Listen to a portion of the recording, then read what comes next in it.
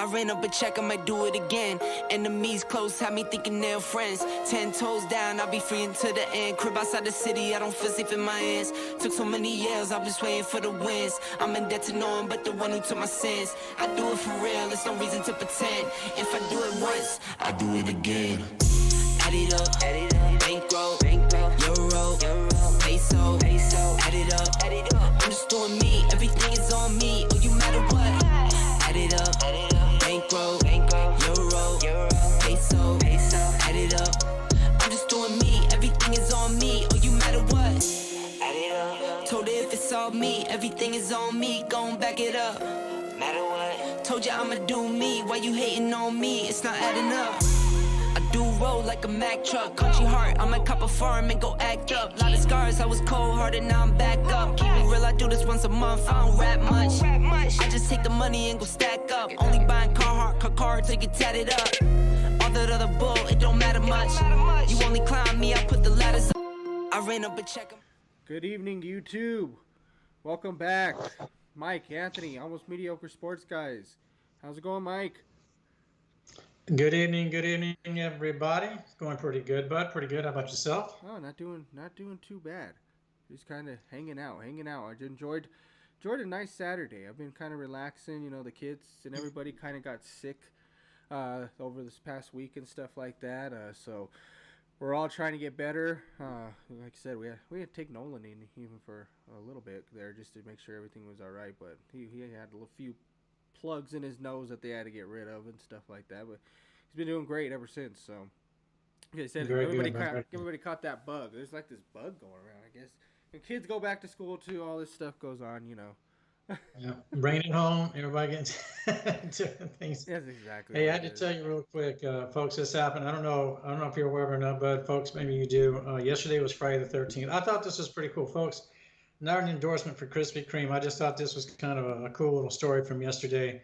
So, since it was Friday the 13th, but Krispy Kreme nationwide, if you purchased 13, or if you purchased a dozen donut holes, then you could get a dozen glazed donuts. And I know glaze isn't everybody's favorite. I'll eat them. I'll eat a donut. I'll eat anybody's donut. I'll eat a donut anytime, anywhere. But you can get a dozen glazed donuts if you bought the donut holes for 13 cents yesterday. Wow, I had no clue. Yeah, I didn't eat until last night. Wow. But so I gotta believe, everybody's in the gym today after yesterday. Shout out Krispy Kreme for doing that. That's amazing. That's great. I love Next donuts time. too. I'm a big donut person also. Winchell's was my go-to over here. You know, there's one over here down the street we used to go to all the time, and then they had a bad accident happen. So a person drove their RV right into the building, and destroyed it all and everything. They had to get rid of it, and they didn't come back, I guess. So I don't know what the plan is that they're doing over there. But yeah, Winchell's one of my favorites. But I'm a big donut person. I'm just regular. I'm just regular too. Just regular chocolate donut, and I'm good. That's it. I don't need crazy crap. I like the crazy crap, but just give me a straight up glazed donut. Yeah. I'll even take an old fashioned plain donut, folks. I don't care. But Krispy Kreme, next time, be a little more considerate. Let me and Anthony know, because we'll definitely be there. Exactly, for sure, for sure. Well, guys, judging and looking by everybody that has started viewing us more, we appreciate the views. We appreciate everybody taking the time to watch this. We noticed that you guys are really enjoying the talks about the NFL, so we're going to get into that again. Lots of talks about the NFL, lots of talk about the games. Hopefully you guys enjoyed our picks. We will also get into that later on in this episode, but we'll go ahead and get started, get right into it. First game, obviously, that's already happened. Mike, that was Thursday's game against the Bills and the Dolphins. Obviously, the big talk of this game right now isn't as much of the game as more of Tua. Obviously, Tua did take a hit from Damar Hamlin, which caused him to obviously get a concussion, was out for the remainder of the game. Now, obviously, this is his third concussion playing. This is obviously something he's been having to deal with a lot with lately, about if he should play, if he shouldn't play. A lot of stuff going into this, but what are your thoughts on Tua? Do you think he should be done? Or do you think, it's really up to him what he wants to do? Or, what were you thinking? And did you get to see the play at all like that?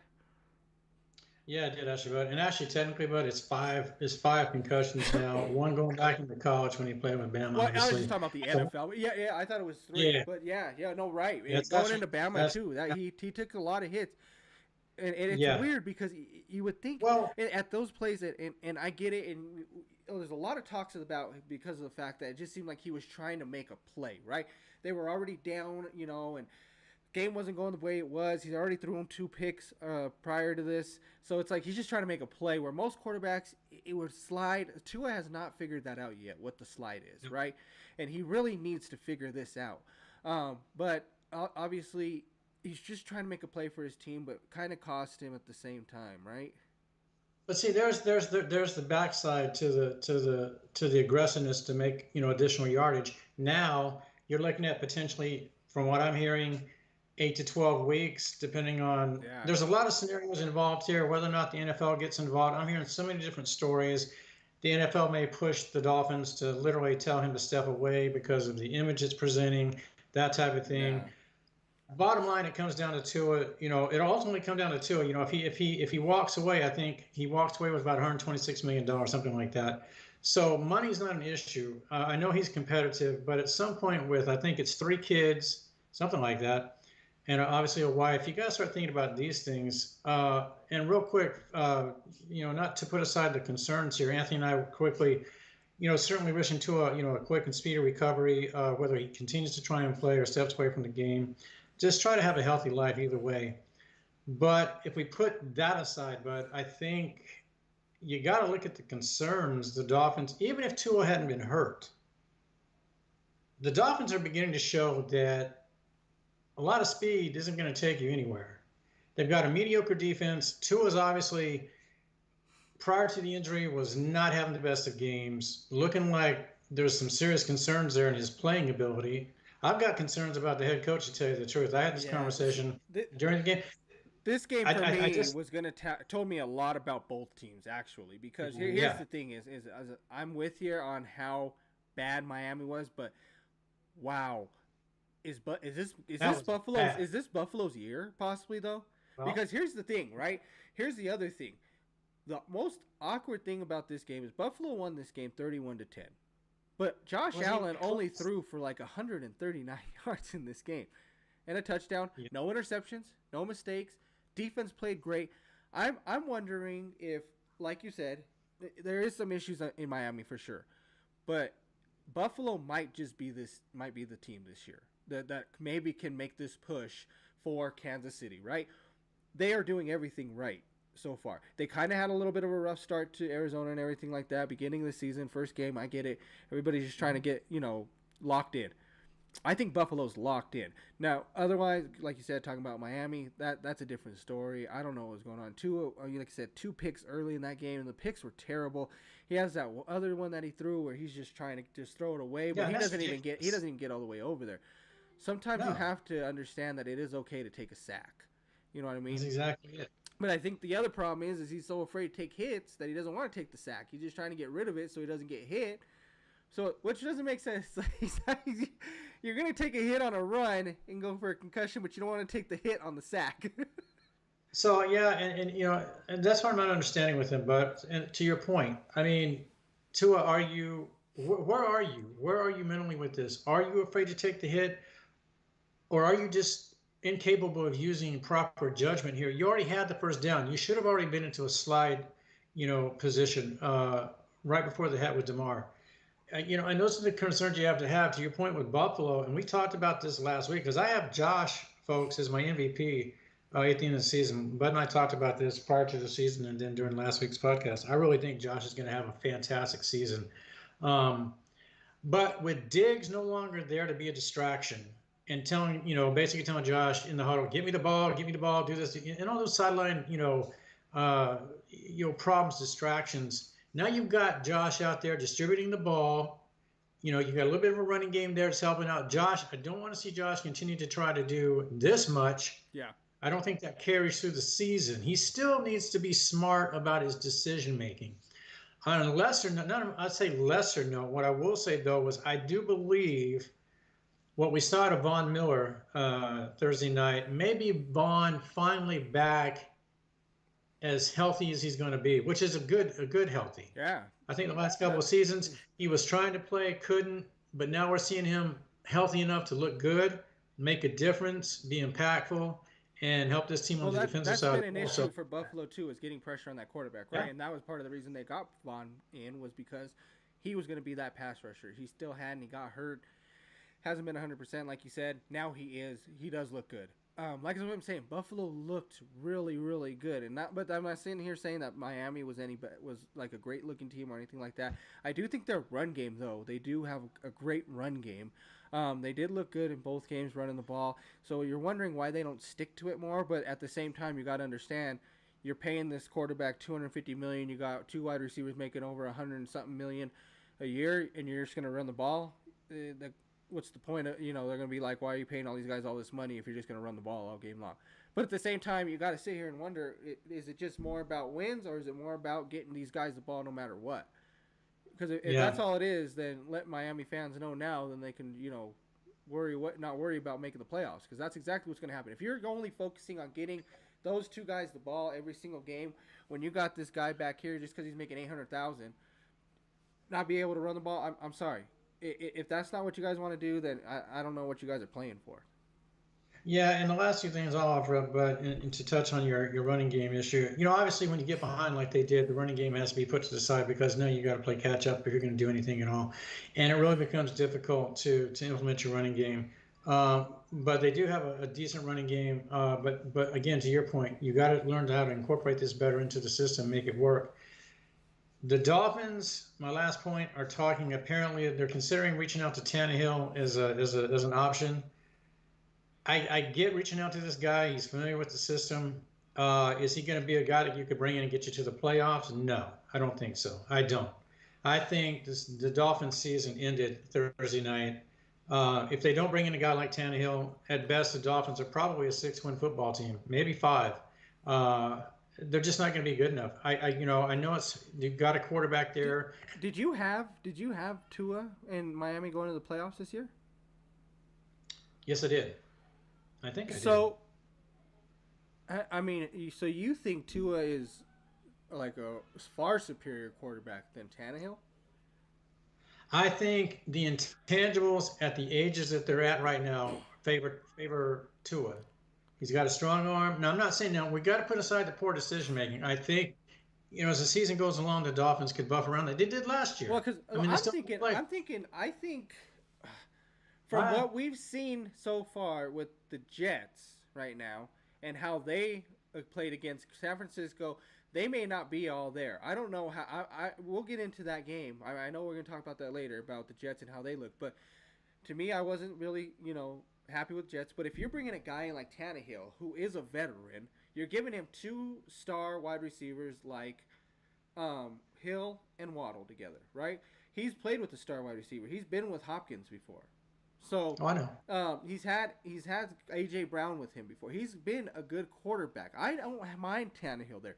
I think if you do put Tannehill there, it's better than Skylar Thompson. Okay, so I think with them, the way I watched the Jets play, obviously Buffalo, I believe, after watching their first 2 games, playing the way that they are, if Josh still goes at the same pace that he is, I think they're going to run away with this division. But with Tannehill, I think he could make a push for maybe that last spot in there with them. I lost. I was never big on Tannehill. I know you've been a little bit more lenient with him over the years. I literally, and to me, it proved itself out when he was still with the Titans. Henry went down for a couple of games, and that's where your quarterback needs to step up. And again, granted, Henry's a big part of the Titans' offense at the time. But here was the deal, folks. Tannehill had been there too. So if you're this elite quarterback, or not necessarily elite, but you're one of those considered to be better quarterbacks, that's where you have to be able to compensate for that. You've got to be able to do something. He never did. And so going forward with Miami, if that does happen, I just find it curious that here he is. He was available to everybody that needed a quarterback, and nobody reached out to this guy, even as a backup. Nobody reached out to him. To me, that screams volumes about what people think about him. If the Dolphins want to bring him in because he's familiar, I get it. Yeah, I just don't think it's going to be there. But I think also at the same time, this was a very good and big draft class.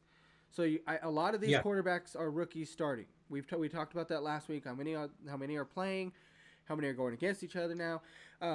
So you also already have quarterbacks established. So I don't think Tannehill was absolutely needed. Obviously, Tannehill does come with a price. So to put that guy in there Yeah. just to be a second string, do you really want to do it? But if you're getting it for a reason like this where Tua goes down, I like the situation. I like doing that. I'm And not here's opposed the to other it. thing. Like I was just going to touch what you were talking about, like with Tennessee stuff.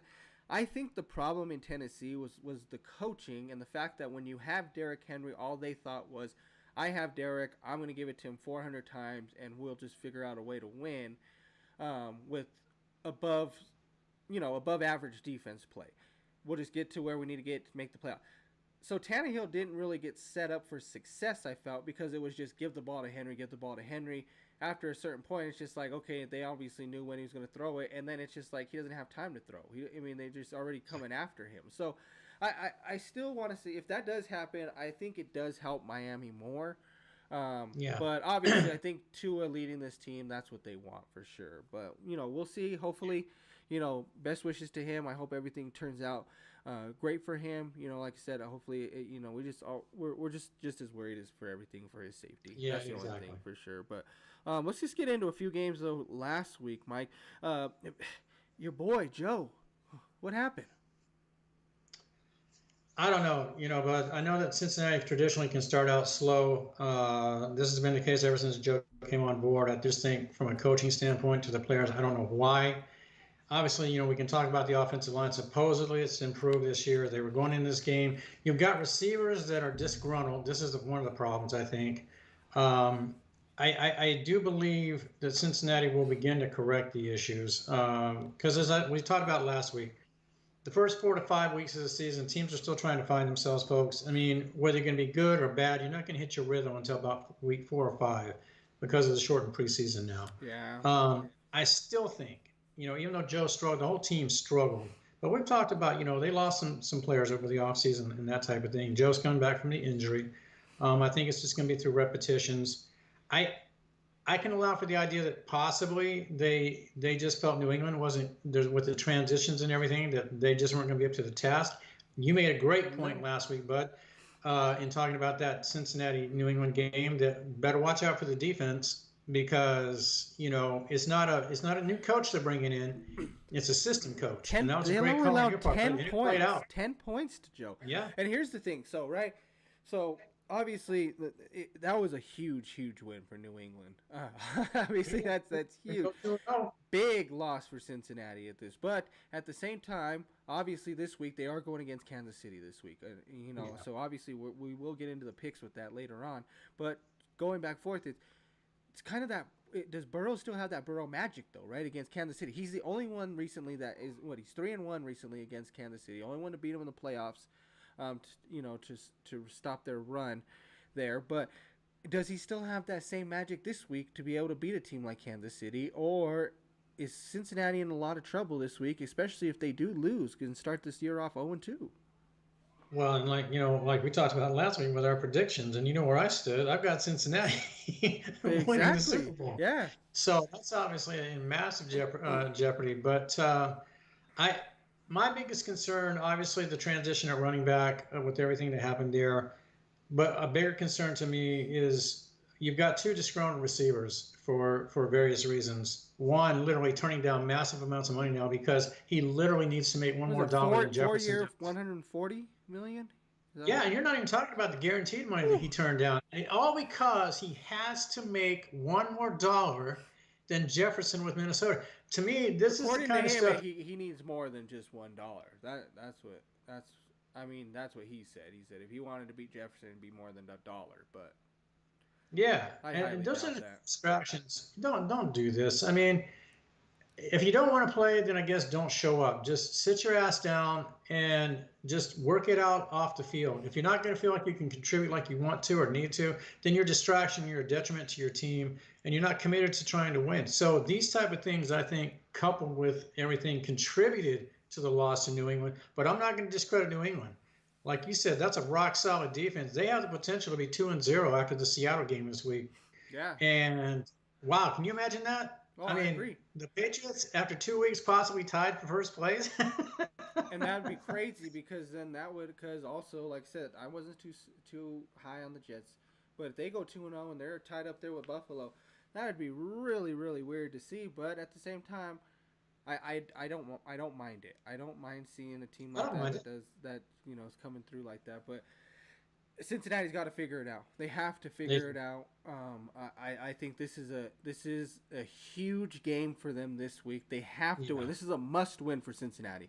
If they do not win this week, it's going to be a struggle because what then they go into Monday night playing Washington. Now is that on the road? No, they're home. They are home, but hopefully that could be a bounce back game for them. So they need to get this win, for sure, on that one. But we'll kind of see what's. A lot of people projecting a Cincinnati win this weekend. We'll talk about this later, folks. Yeah. But like Anthony talked about, but I'll give you a quick sneak peek on my thoughts. That's not going to happen, but we'll talk about that later. Definitely. Well, the other big game, big talks, is the play from Baker Mayfield. Against Washington. Baker had a stellar game. Tampa Bay played amazing, 37-20 win. And Baker was 24 of 30 for 289 and 4 touchdowns. This is the guy, Cleveland fans, that your franchise could have still had at a bargain price, and you probably would have still been winning.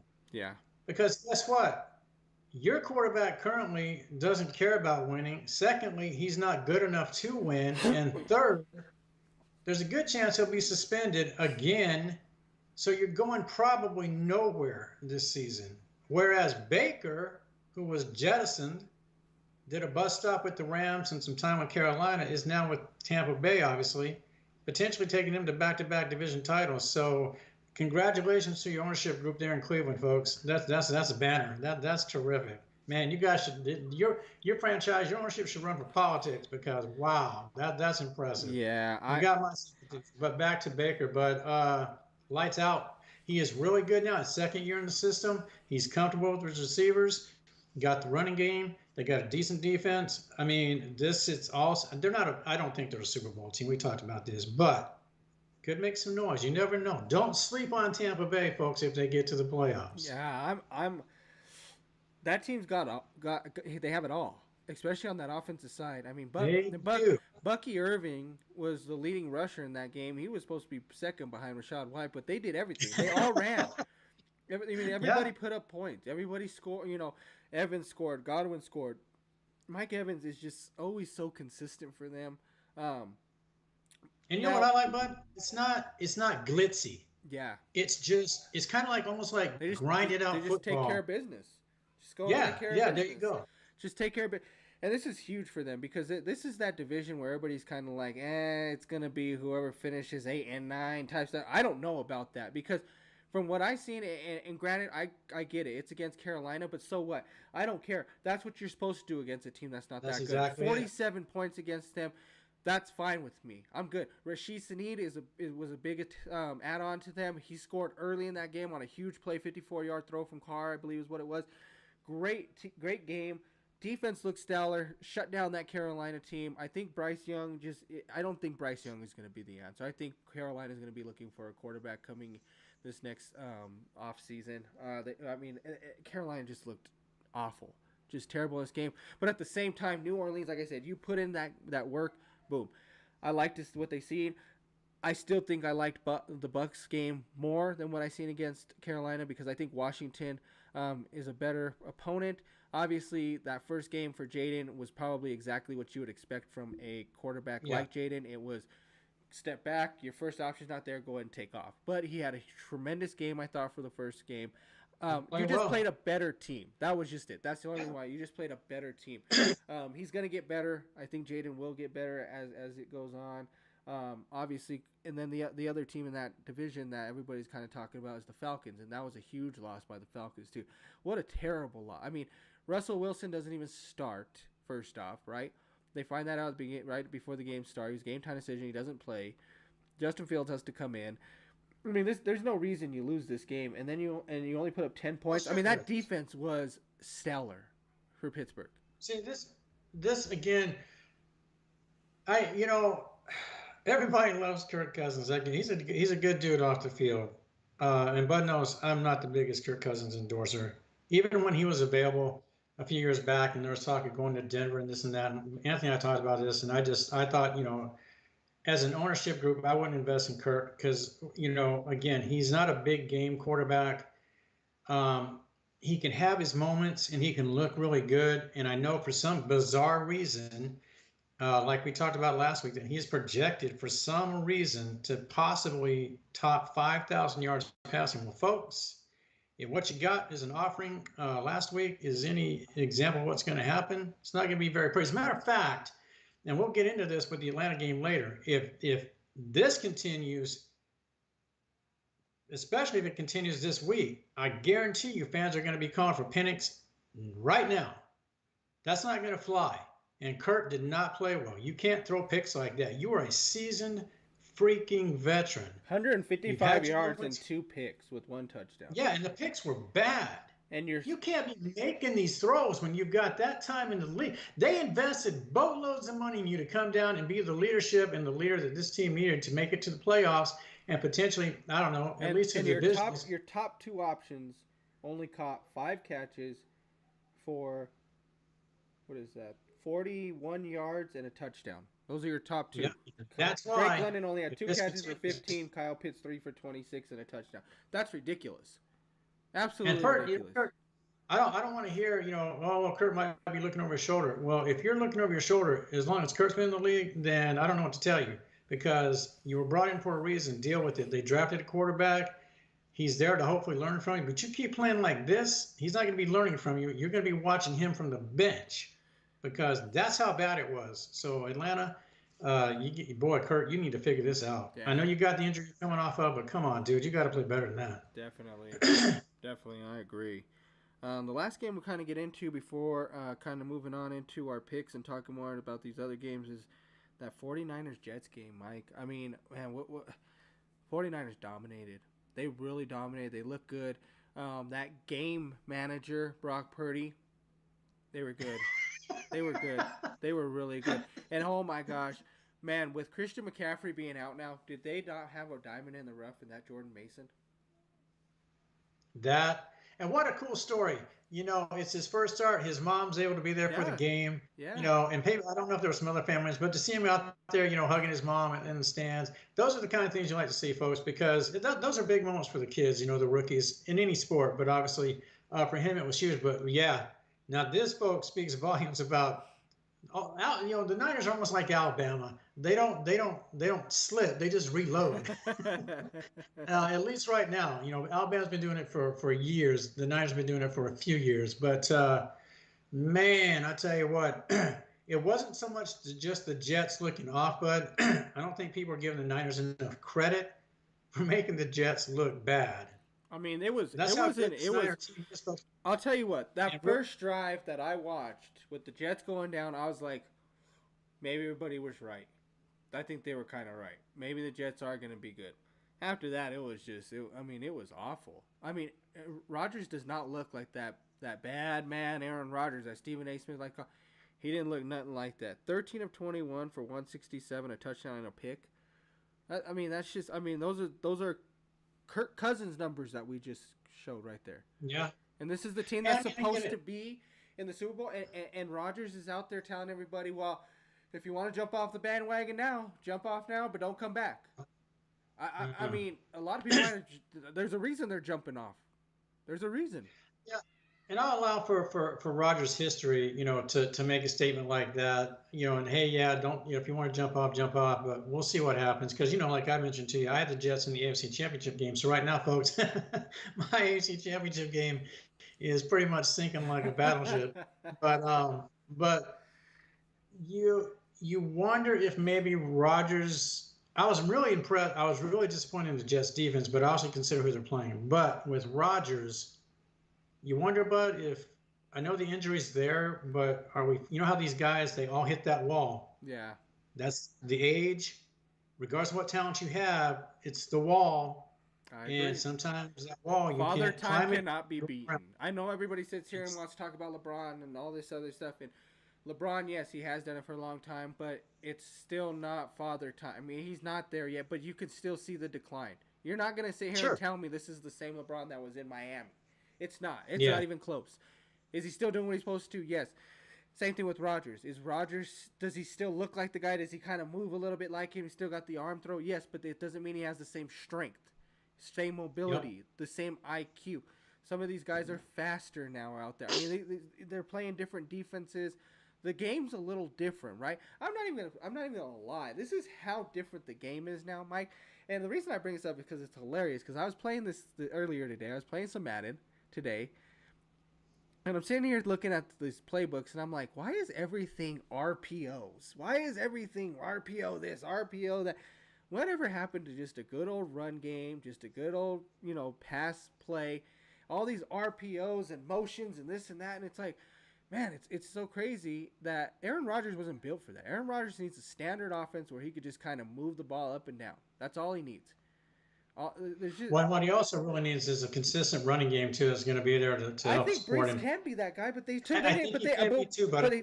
want him to throw. It's because Rodgers is there. It's the same thing that I just brought up with Miami, right? Nobody wants to sit there and go to the Jets games and watch Aaron Rodgers throw for 100 yards while Brees Hall runs for 150 to win games. They want to see him throw. That's just what it is. We didn't bring him here to run the ball. Anybody could have did that. Yeah, and real quick, but see, again, and I could beat this into the ground. We both could, folks, but it applies differently to different players and quarterbacks and positions with the preseason. But this goes back to the last preseason with Rodgers not wanting to have any, involvement with OTAs and training camps and stuff like that. And these things become necessary. I don't care if you're Tom Brady, or whoever you are, Joe Nothing, third string quarterback. This is what the reps are for. That's called familiarity. You say Joe Namath Nothing? Oh, that's right. It is Joe. Sorry, folks. It is. But that's what you're there for, to learn. And here's Aaron again. I don't need the OTAs. I don't need, training camp. Just get there, during, practice. We'll get our reps in. We'll go out on the field. And that just blows my mind that he just has this mentality. And that's not the way it works. It's hilarious when you saying that too. You know who else said that about the OTAs and all that? Was Brandon Ayuk. And what kind of game did that guy have? 2 for 25, is that what he was? Yeah. And 2 for 20. And he had three drops? Like 3 drops in that game? I mean, this was a guy that was... A touchdown was a drop. This was a guy that was key on third downs, key for them getting in the end zone, huge playmaker for them. And he had 2 catches. He had 3 drops. I mean, he was awful. This is the same thing like we talked about. Just sign your contract. You signed for the same amount that they were going to give you before when the season ended. Why not take that? Because you didn't want to come to the OTAs, because you didn't want to do off-season stuff. This is why you do it. You get in there, you see the passes, you don't drop them in the game. You have a better game, and you probably win, maybe even by more in this game. So you're lucky that you have better players around you to help out, because they stepped up when you couldn't. And the last thing I'll say about this, Bud, and this pertains to potentially what could happen in the offseason next year. So go ahead, 49ers organization. If you want to let Deebo slip out the door and go and apply his abilities to some of his multi-talented abilities, multi-positional abilities to another organization, that's fine. But you go ahead and do that, and you're going to rely on this guy coming off a massive contract to go out there and drop touchdowns and drop balls, and his total yardage is pathetic. So go ahead and do that. You need to re-sign Deebo as much as you do Purdy. Well, Purdy, I believe, is obviously what we talked about. That's a no-brainer. But you might want to seriously contemplate finding a way to keep Deebo in there, because if you don't, it's going to blow up in your face. Definitely. No, I agree. All right, folks, we're going to take a quick break, and when we come back, we'll get into our picks of the week.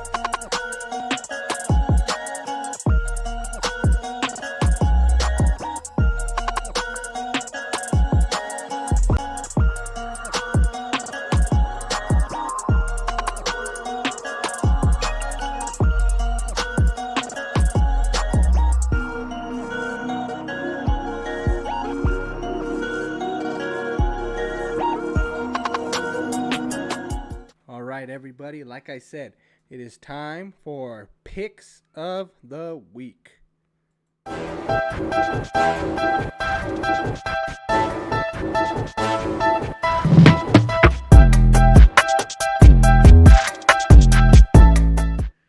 Alrighty, Mike. We are going to get into our pick of the week now, guys. We're just going to kind of go and the same thing we did like last week. We're going to kind of just go over every single game, kind of talk about a few things that we, want to look at, kind of keep an eye on. We do go over the spread, just outright winner too, things like that.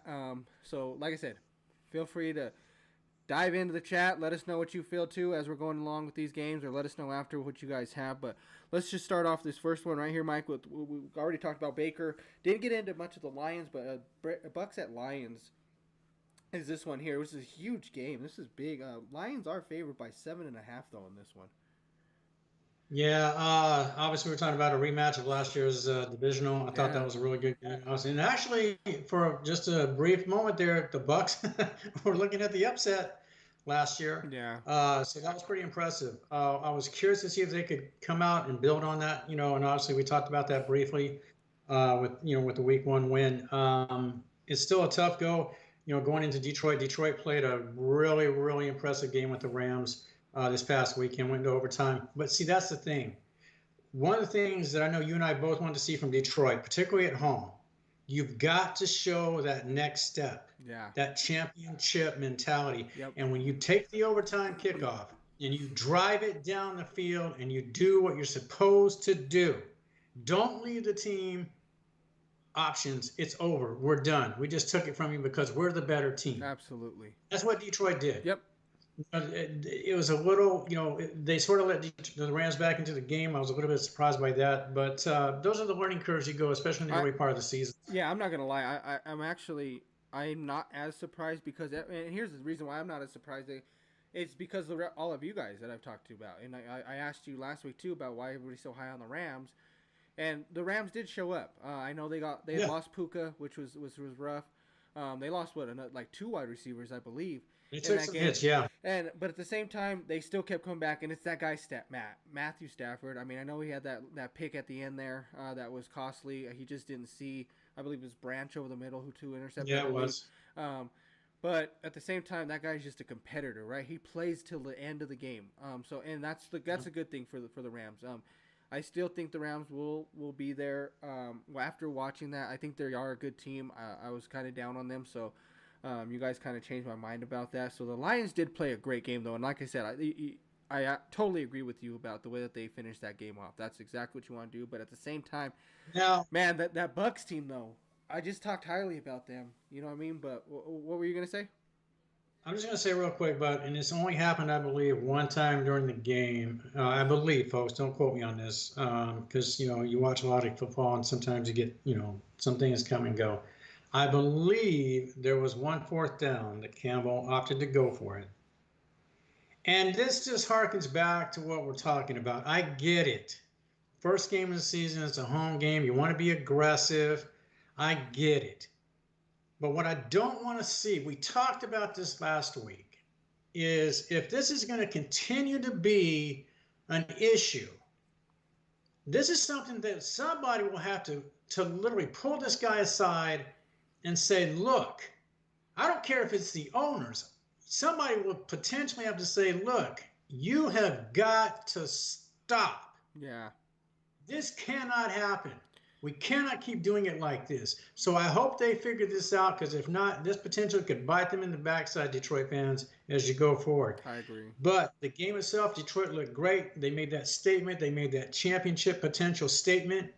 They're going to build on this. I like them to beat Tampa Bay. Like you talked about, Bud, Tampa Bay has got just a really well-rounded football team on both sides of the ball. This is going to be a competitive game, folks. Don't be surprised if Tampa Bay leads maybe more than once in this game. But I just think Detroit's got too much, but they do not have enough to cover the spread. Tampa Bay is going to stay within that spread. I'm with you on that one. I totally agree. I think the Lions do win this game, but I think the Bucks are there. I think the Bucks are a competitive team.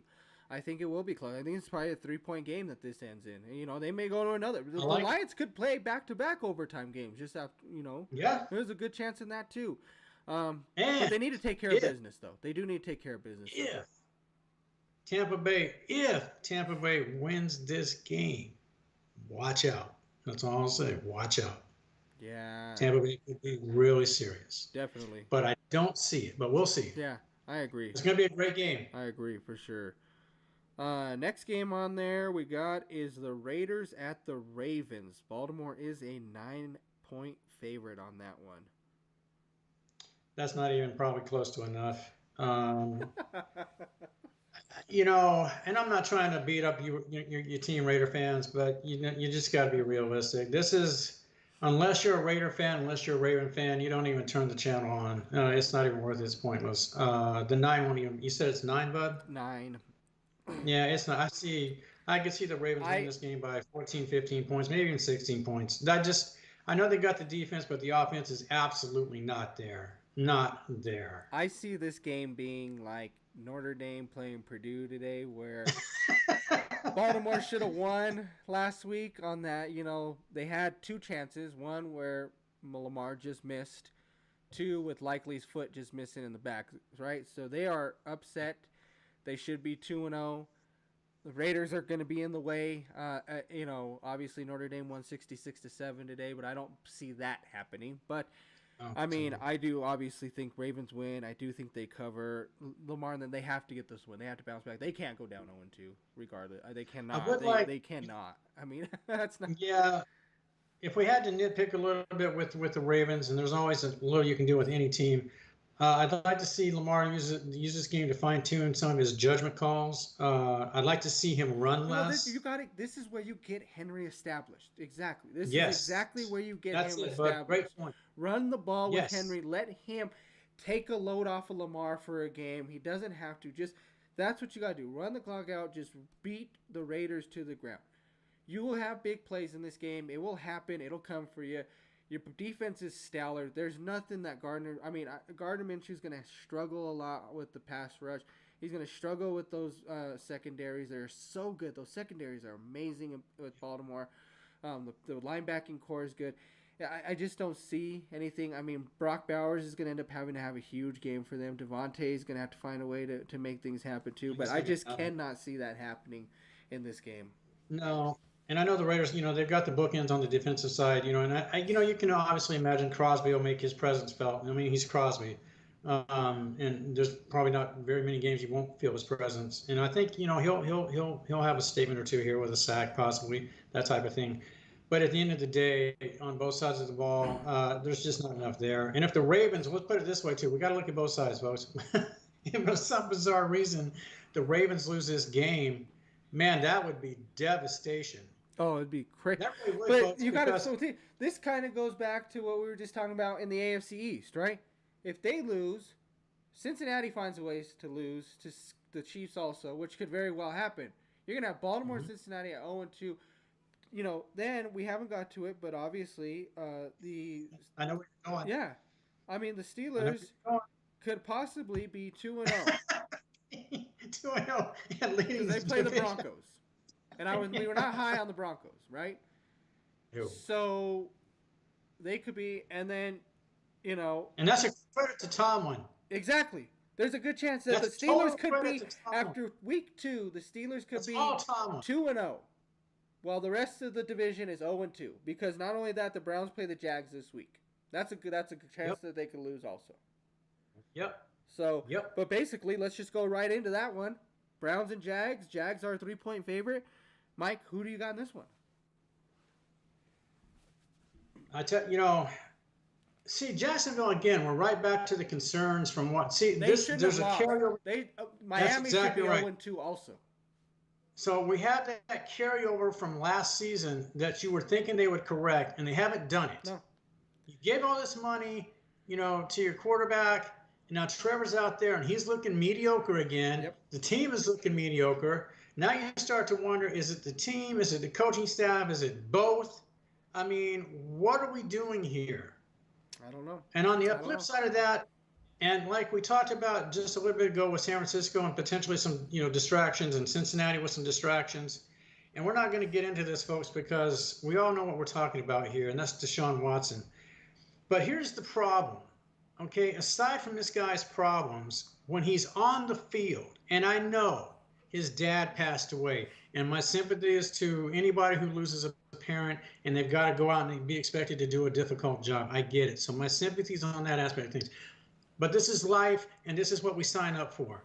You still have to go to work. You still have to do different things. You still got to do what's expected of you. But he can't. Even when he's healthy, even when he doesn't have the distractions. Bottom line, Deshaun Watson sucks. Your quarterback sucks.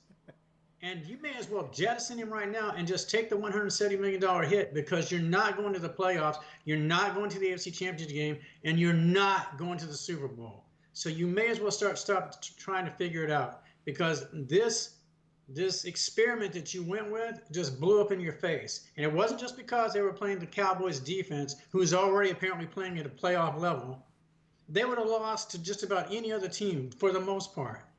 They're just not good enough at the quarterback position. And when you don't have Chubb back there, then I don't know what to tell you, but you better start looking to move on. I don't expect them to beat Jacksonville. I do expect, but I don't know if that's going to really say a whole lot about Jacksonville, but even if they win this game.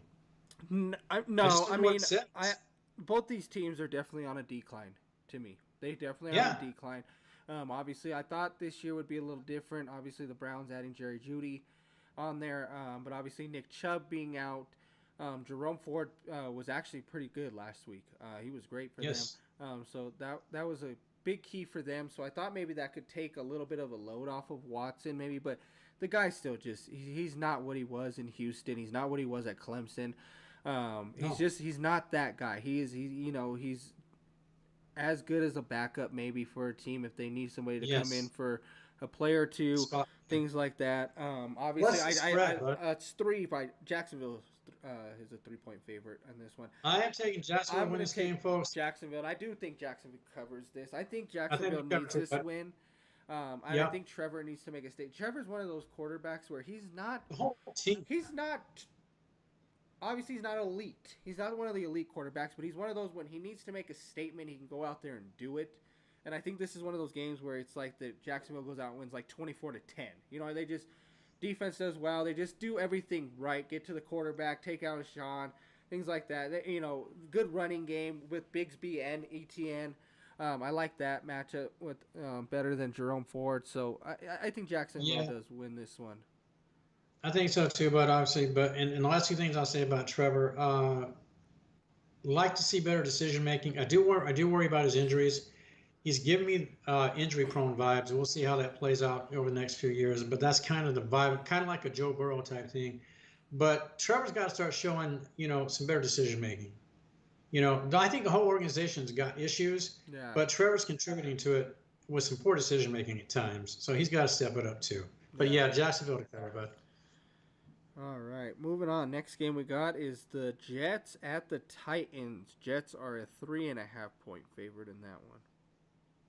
Well, biggest, I think, collapse of last weekend was that choke job by the Titans. You had the game wrapped up, and there should have been no reason for the Bears to come back in the game. Now, granted, it was a tribute to a lot of the special teams and the defense, so I give the Bears credit. But Tennessee, you can't blow 17-point leads in the NFL. You just can't do it. And that's on the road. Yeah. I mean, you have them by the throat. You got to go ahead and squeeze them out and take that win. You got to take that win. Leave us sit and play. The whole team just collapsed. Poor decision-making, poor execution. It was awful. And the Bears did nothing really to be outstanding. I mean, not on the offensive side. No, not on the offensive side. Exactly. To your point. Yeah, but with the Jet game, and that's in New York, correct? It's in Tennessee. It is in Tennessee. Yeah. Okay. I'm curious to see what Tennessee team we get. I'm curious to see what Jet team we get. What's the spread? 3.5 for the Jets. I guess if I'm just looking at it on paper, I'd kind of lean towards the Jets. I think the Jets could cover. I guess I'll take the Jets to cover, folks, but it wouldn't surprise me for some bizarre reason that the Titans managed to keep this at 3. Maybe, something like that. I'm going to take the Jets to cover, but I think the fact that they were playing the Niners obviously didn't help. It's on the road. It's a long trip. You're coming back. Now I know you're going to Tennessee, but I'm going to expect a little bit more better execution out of the Jets this week. I think they'll find a way to sneak it out. Yeah, I mean, looking at this game, if you asked me before the season started, going through each week or something like that, this one I would probably knock the Jets easy, been like, check them off. They're going to beat Tennessee in this one. But after watching both of them this past week, I'm not so high on the Jets as you would think to go ahead and just say, yeah, Tennessee should win this game, right?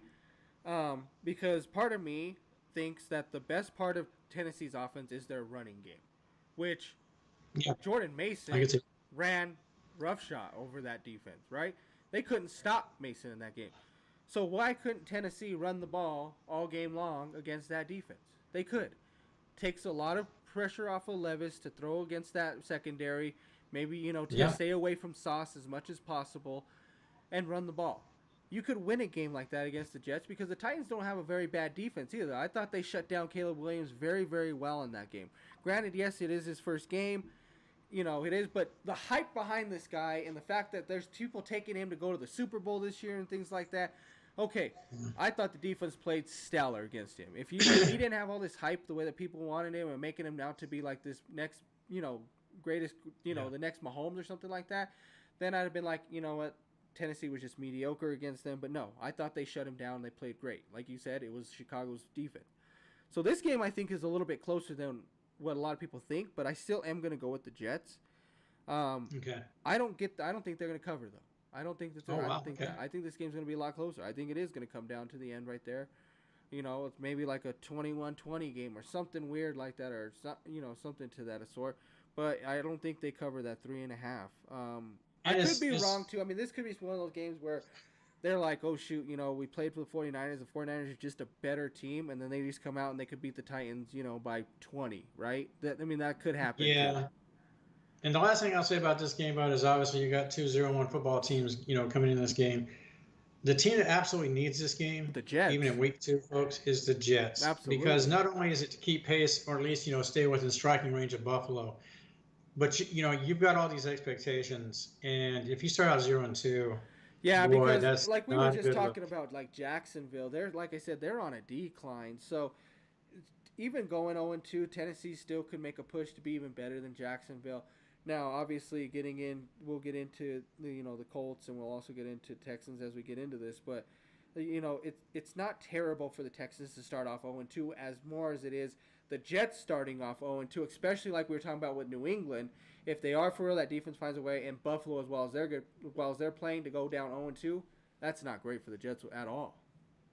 One more thing I'm going to add to this Jets-Titans game, but if I'm the coach of the Titans, or even the defense, however that plays out, if he allows the defensive coordinator to really do what he wants. Either way, the Titans might be encouraged to maybe blitz Rodgers a little bit more. Let's see how mobile he can make him. Yeah, that's exactly it. Let's see what we got here, because but Rodgers has been known for a quick release, though. So I mean, he can. But let's find out. He can make those adjustments probably. But the other thing is But let's find out. I like where you're going with it, but at the same time, I think the Titans will only hurt themselves in the end, because once he makes the adjustments, they don't have anybody that's really able to keep with Garrett Wilson. Yeah. So if you start going one-on-one, man coverage, just to try to get these blitzes in and stuff like that, I think Garrett's going to start kind of having a day. So you don't want to get too comfortable with it. But I do agree on the blitzing more, because they do want to see how mobile he is, and if he's still able to make those throws on the run. If he doesn't have that arm strength, he's going to underthrow, and he's probably going to get picked a lot more.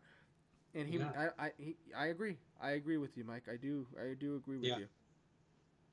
All right, next game we got on there is 49ers at the Vikings. 49ers are a 4.5-point favorite. That's a little surprising on that one. I would have thought it might have been a little higher. I'm kind of comfortable with the spread. I'm not convinced by Minnesota's. I'm not taking away from what they did against the Giants. It was an earned victory. I just think the Giants are that bad. I really do. You've got Carolina, and then you got the Giants. This is what I'm looking at here. It's 1 and 2 in the draft potentially. But I still credit Darnold looked good. He played a great football game. The whole team played pretty well, even though it was against the Giants. Give the guys credit, Viking fans. It was a well-earned victory. Getting the Niners rolling in, coming off what they did to the Jets, and now seeing what they've got at running back, like we talked about earlier, and just what they have as a complete team right now is just absolutely insane. Yeah. I do believe this could be a more difficult game for the Niners than people might expect. Road games are always tough in the NFL, regardless of how good you are, and particularly when you're the Niners, you're Kansas City. These teams are all geared for you because you're it. You're the Super Bowl. Uh, uh, the two Super Bowl combatants. So you're going to get their best shot. So I think the Vikings will come out ready to play. And imagine you win the game somehow, you're 2-0. Hey, you're right there with Detroit potentially. So that's a lot to shoot for. I do like the four, but I think the I was jumping a little bit quick. I want to pause for a second. I'm going to give the 49ers the cover on this. I think they do get the job Oh, done. I absolutely. You think it's a No, blowout? yeah, absolutely. I think this game is Really? not close. I agree with you on the Giants' defense is just that bad. Sam Darnold he's a good quarter. He's a backup. He's a good quarterback. He's just a good quarterback, right? So he's gonna go up against a hell of a lot better defense. I mean, I'm sorry, but I mean Sam Darnold's gonna be probably throwing for 150 yards and about 3 picks in this game. 49ers probably It's win not- this game, 35-10 or so. I mean, it's not going to be pretty. I just don't expect this game to be close whatsoever. I think obviously Mason's going to go off again in this game. I think so mean, too. Mason's going to make this. It's going to be funny. You sit here and think, oh my gosh, the 49ers lost CMC. That's it. Purdy's going to have to show off. He's going to have to throw more, and they're going to, 49ers are done. No way. Mason's going to make this next 4 weeks right now as easy as possible for Purdy. It's going to make him think that Christian is out there. I really like the kid. I think he's going to keep doing what he's doing. He's in a tremendous offense with the way he runs to show out again. So, yeah, I don't believe this game's close. I got the 49ers for sure on a blowout in this one. Yeah, and that would I said, folks, I think it can be close. To Bud's point, I mean, if it's a blowout, that won't surprise me 1 ounce. But back to the kid, it's good to see what he did, obviously, against the Jets, his mom there. I think the kid's a humble kid. I think he's a hungry kid.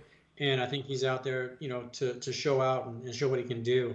And, man, what a luxury to have when Christian finally – and that's the other beauty of it. If he continues to play like this, you can – and then we know Christian wants to play, but you can extend out. Just more weapons. Let him heal. Just more weapons. Yeah.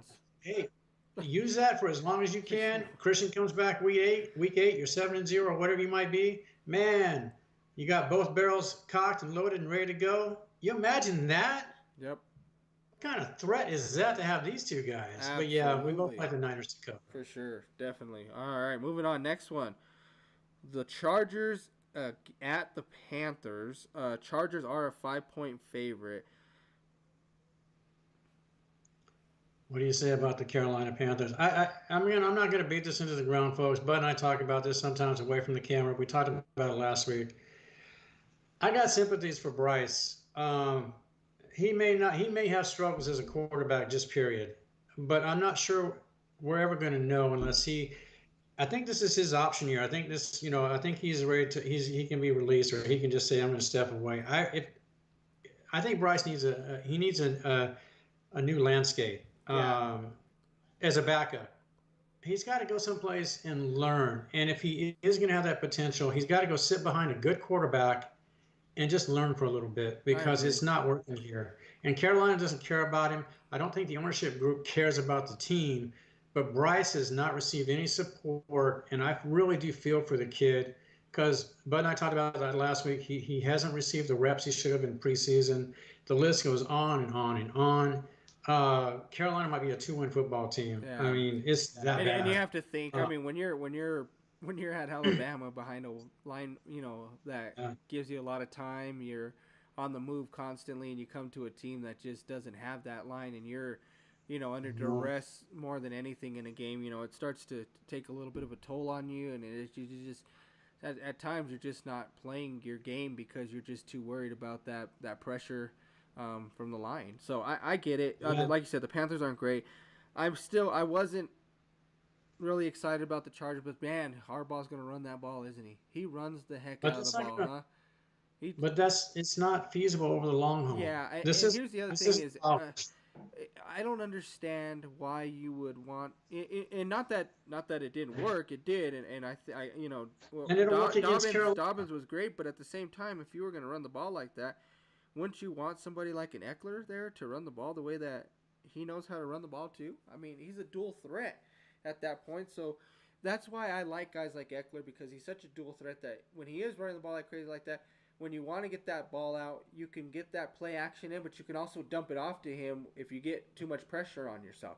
And he could take that to the house at any time. So I was surprised by that, but obviously, like I said, you kind of hit it too about you're not high on the Raiders. I'm not either. I thought, that was just just an okay win for them. Herbert wasn't tremendous, like I said. I mean, it was just all about the run game for them, but there's no reason the Chargers should not start off this year 2-0. Yeah, and what was the spread again, bud? Chargers are 5. Man, that is a tough spread. That's a really tough spread, but I'm gonna go ahead and say that the Chargers do cover. I like that Charger defense. As what they got on the ends is going to be a tough challenge for that Carolina line. I'm only saying that they're covering it just because Carolina is just that bad. Yeah. I'm not saying that the Chargers are that good to cover. I just think that Carolina's just not that good.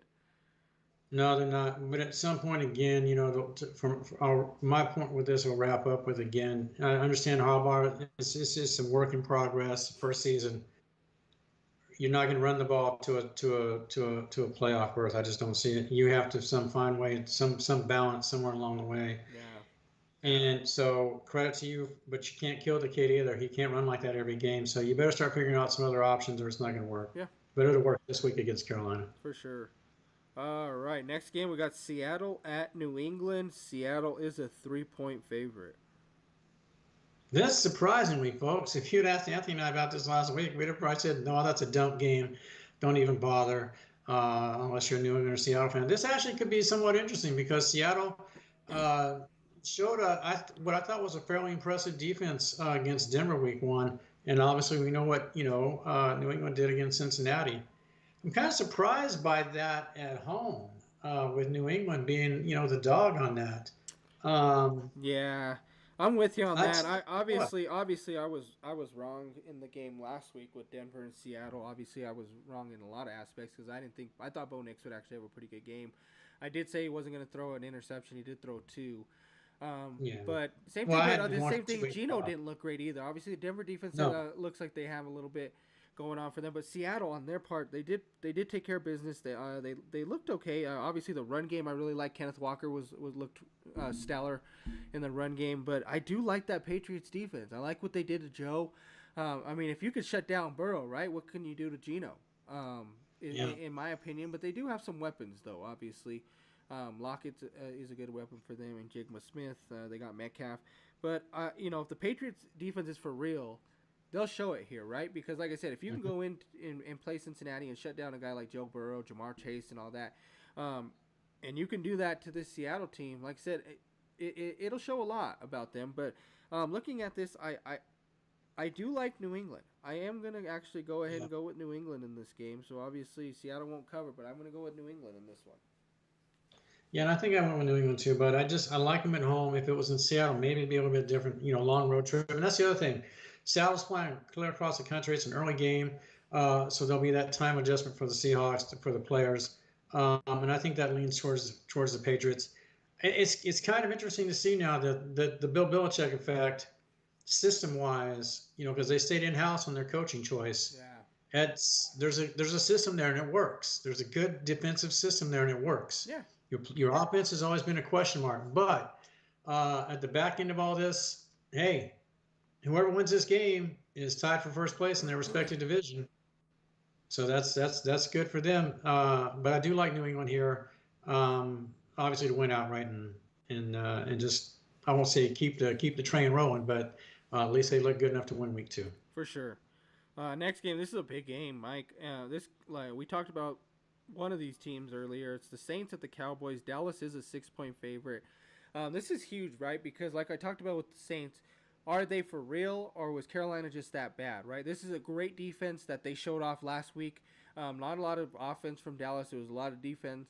But does the Saints actually show off that they're a great offense, or do they just show that there was just a bad team in Carolina and Dallas kind of just takes over in this game and wins this one easily? Yeah, I think we're going to get a little bit of a combination of all the things you just talked about, but I think obviously playing Carolina at home, you can score 47 points, you can score 97 points, but the caveat to that is you did it against Carolina. And it's not to take away from Carr and everything else and the Saints and what they did. You had to go out and win. You did. You took care of business, and that's a credit to you. But you're going into a hostile environment, first home game of the season. Obviously, everybody's pumped. Apparently the entire United States is all about the Cowboys. I'm not quite getting that, but as impressive as the defense looked last week in Cleveland, and granted, Dak wasn't. He didn't, as they say, have to do a lot. Yeah. But I would have liked to see a little bit more than 179 yards passing. That was a little frustrating to me. I think, what's the spread, bud? 6, Dallas. I think this will obviously give us a gauge of where the Saints are at. I think they're a talented team. As we talked about last week, there's talk of them having a chance to win the division, as we talked about. There's 3 teams, technically, that could win it, but they have a chance. But this will be a better barometer of where they are. But I don't think they're ready for what I believe a Dallas defense that's already looks like it's hit its midseason stride and is ready to go. And Micah, however you pronounce it, depending on who you are, and he's my defensive player of the year pick. That's going to be a tough sell. Oh man, that's a tough spread. I'm going to take Dallas to cover reluctantly. Maybe the Saints come in and surprise, but I'm going to take Dallas. Yeah, I am going to take Dallas to cover, and this is why. I until you show me differently, I'm actually going to go ahead and give New Orleans the benefit of the doubt that you're a good team. Okay? Yeah. So I think this game, though, is going to be one of those where New Orleans does keep it close. It's like, it's like a 24-21 at one point, and then, Dallas kind of just ends the game like 34-21 or something like that. You know what I mean? They just kind of score at the end. Carr gets picked off maybe for a touchdown type thing where the Cowboys just kind of take over at the end, but they do keep it close for the most part type game. That's kind of how I see this one going out. I do think the Cowboys just are a little bit better team than them. I think the offense is gonna play better. They will play better this year. I think Dak obviously will throw for more. They'll get into it on this one. So I do think Dallas will cover that and they'll win the game. I'm still real quick, but I'm still concerned about Dallas's run game overall. I know, obviously, if you get down inside the 10, 5-yard line, short yardage, Zeke is a guy that can still get you those yards or get you a touchdown inside the 5. But over the middle parts of the field and trying to pick up yards if the passing game is struggling, I'm still not sold on Dallas where they're at with the running game. I think there needs to be some improvements there, but we'll see. But I do think Dallas covers in this game. Yeah, I agree with you. I mean, 102 yards on the ground last week. Yeah, you got to get a lot more than that, especially. And granted, it's against Cleveland's defense, but come on. You got to get them. You got to get more than that. I agree. All right, next game on there is Giants at Commanders. Commanders are a 1.5-point favorite. I like this. Is this game in Washington? Yeah. Okay. Giant fans, I hate to say this, but I wouldn't be surprised if your team's already checked out. Boy, I tell you, Daniel, if you want, if you look up the word regression in the dictionary, you'll probably see this guy's picture next to it. It's been awful. His decision making is atrocious, and granted, the Giants are not anything great. That offensive line is pathetic. Yeah. And that's just an embarrassment to even put something like that out there. So from that respect, you feel bad for Daniel. Because what can you really do? But unfortunately, Daniel at times, he continues to show some struggles that I think are a little bit severe. But the Giants as a whole are just absolutely awful. Like we talked about a little bit ago, in regards to, number one picks and things like that. Uh, Carolina, the Giants might be 1-2. You can reverse them or do whatever you want with them. That's how bad it is. I think this is a great game for. Here's my concern with Washington, Bud. And we saw this in the game with the kid. And Jaden's out there and he's running around and everything. You don't want to get into a Lamar Jackson type thing. And I know they need to do something with the running game. You probably can't really tweak it this year. We both think that they can win some games this year, obviously, and I think we both agree they're going to win this game. Yeah. I think they'll cover. But I don't want to see the kid's potential for progression jeopardized by asking him to do everything. And it's tough to build around it right now. It's his first year, and he's got all this athleticism and this energy and that type of thing. Just don't become a Lamar and fall into this trap of getting hurt and those type of things because the organization is asking you to do too much. Yeah, no, I agree with you, Mike. I'm just not high on this Giants team either. I mean, Malik Neighbors did show some signs of being good, but I mean, at the same time, like you said, if Daniel Jones just can't find him, if Daniel Jones can't find him, then what good is he, right? I mean, Jones needs to figure out. He needs to, he needs to work. He just needs to work to get better because I think he can be. I think he has the tools to be a good quarterback in the NFL, but I just don't think he works enough to get there. But they'll probably be another team looking in the offseason for a quarterback, which I hope they do because if not, that Malik Neighbors talent's going to go to waste for them. Even Singletary, I think Singletary, he only touched the ball like 10 times in that game.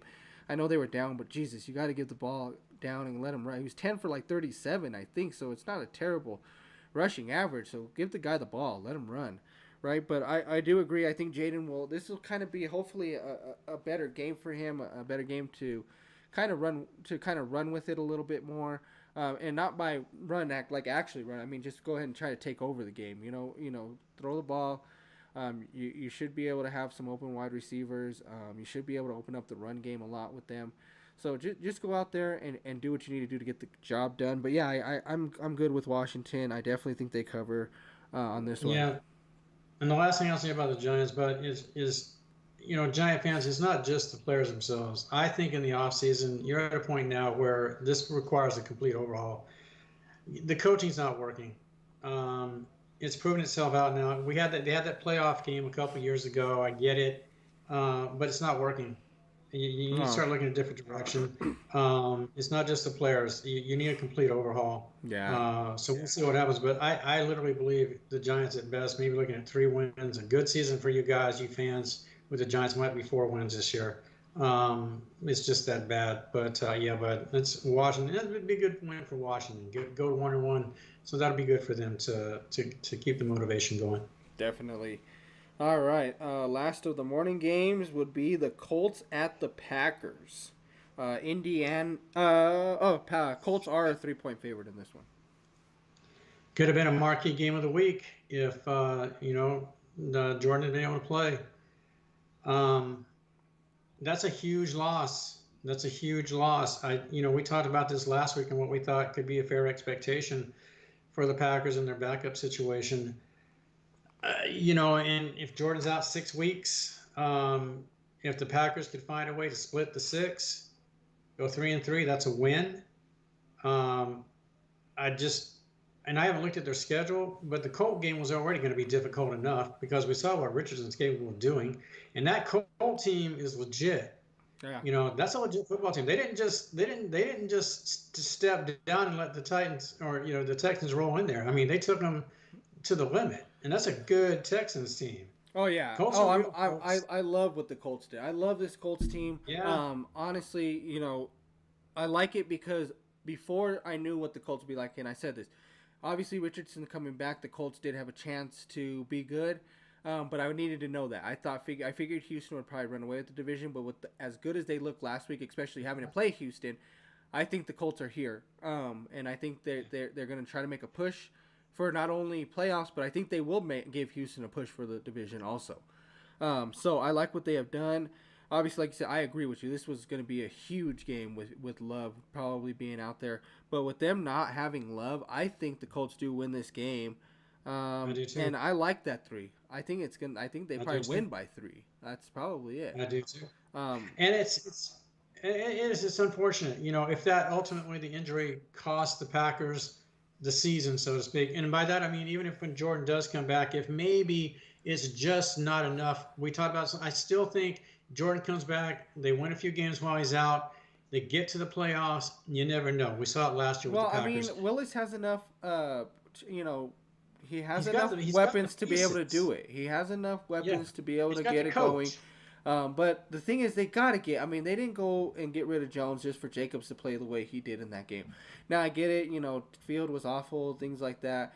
But at the same time, you went and Jacobs made that move. You guys got rid of Aaron Jones, who Aaron Jones looked good still, to go get Jacobs, and he just didn't. You got to get a running game established too. You have to, especially with Love being out. The run game has to get established against the Colts. But like I said, I think it'll still be an okay game. I think they'll still be pretty good. But in the end, I think the Colts still pull it out.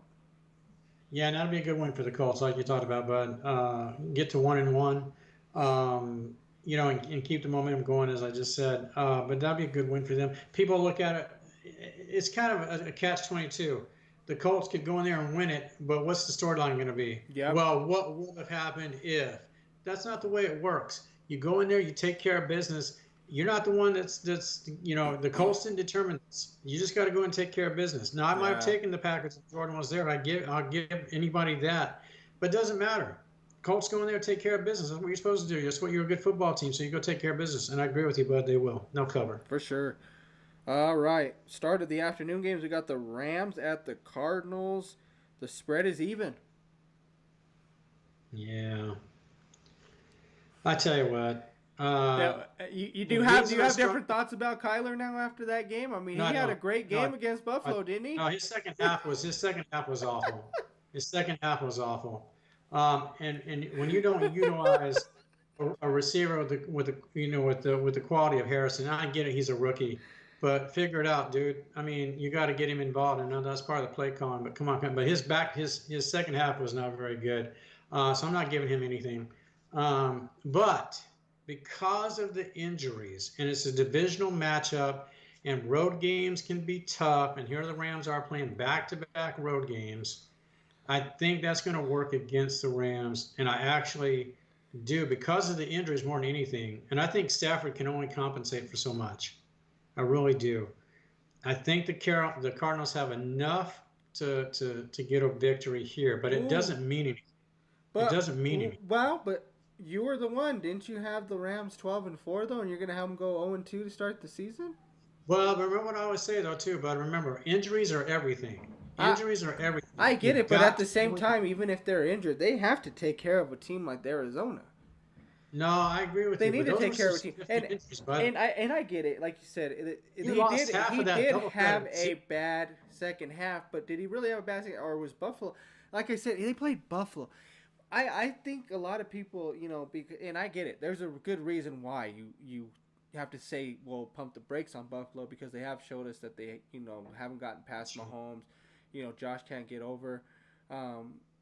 get past the Chiefs, get past Mahomes. So I get why people be like, hold on, pump the brakes. But this is a different team that we're seeing out here. They didn't look good to start off. I can give you that. I thought Arizona obviously was the better team in the first half for sure. Kyler looked like he was kind of back to his old self with being able to move more, scramble more. He did rush for 50 yards in this game. I mean, he didn't throw a pick. He was only 21. He was 21 of 31. But the defense did show up in the second half for Buffalo. They looked stellar. I mean, they were great. So, like I said, I agree. This game is actually huge because, like we were just talking about, that Seattle has a chance to go 2-0 in this division. Obviously, I think the 49ers are going to have a blowout win. So, for one of these two teams to have to go 0-2 like that is not good for them. Nope. And it's definitely not as good for Arizona, because them trying to come back out of 0-2 is going to be a whole lot harder probably than the Rams to come out of 0-2. So I guess if I had to pick out of the teams which team was more important to, it's obviously the Cardinals than the Rams. I think the Rams are a team that can come out of that 0-2 rather than the Cardinals. So, but in this game, I'm going Rams. I like Stafford. I do like what I seen. Obviously I know they have injuries, but I still think they can overcome that against the Cardinals. And I'll be rooting for the Rams. But I tell you what, when you lose half of that dynamic duo at receiver, I think that could be massive. That happened late in the game or in the second half of that game, against Detroit, and I think that really hurt the Rams a lot. And obviously, the offensive line, you just can't afford injuries on your offensive line with any team. I hope the Rams win. Like I said, even if unless the Cardinals just come out and just beat them 47-3, like a New Orleans or type thing, and ultimately, if Tyler can prove this to me, like what we see down there in Tampa Bay for you, with their quarterback situation. So Kyler if he will show me what I feel like I need to see, then I'll be the first one to step up and say I was wrong. Tyler's actually made some progression. I need to see more from this kid if he stays healthy. But I want to see Harrison get more involved too. And I know he's a rookie, but with all that talent, let's see if you can get some scripted plays for the guy, and let's get him going. And he wasn't utilized very much in the first game, obviously, but I get it. But I just want to see a little bit more out of Kyler. I know that the physical talent's there.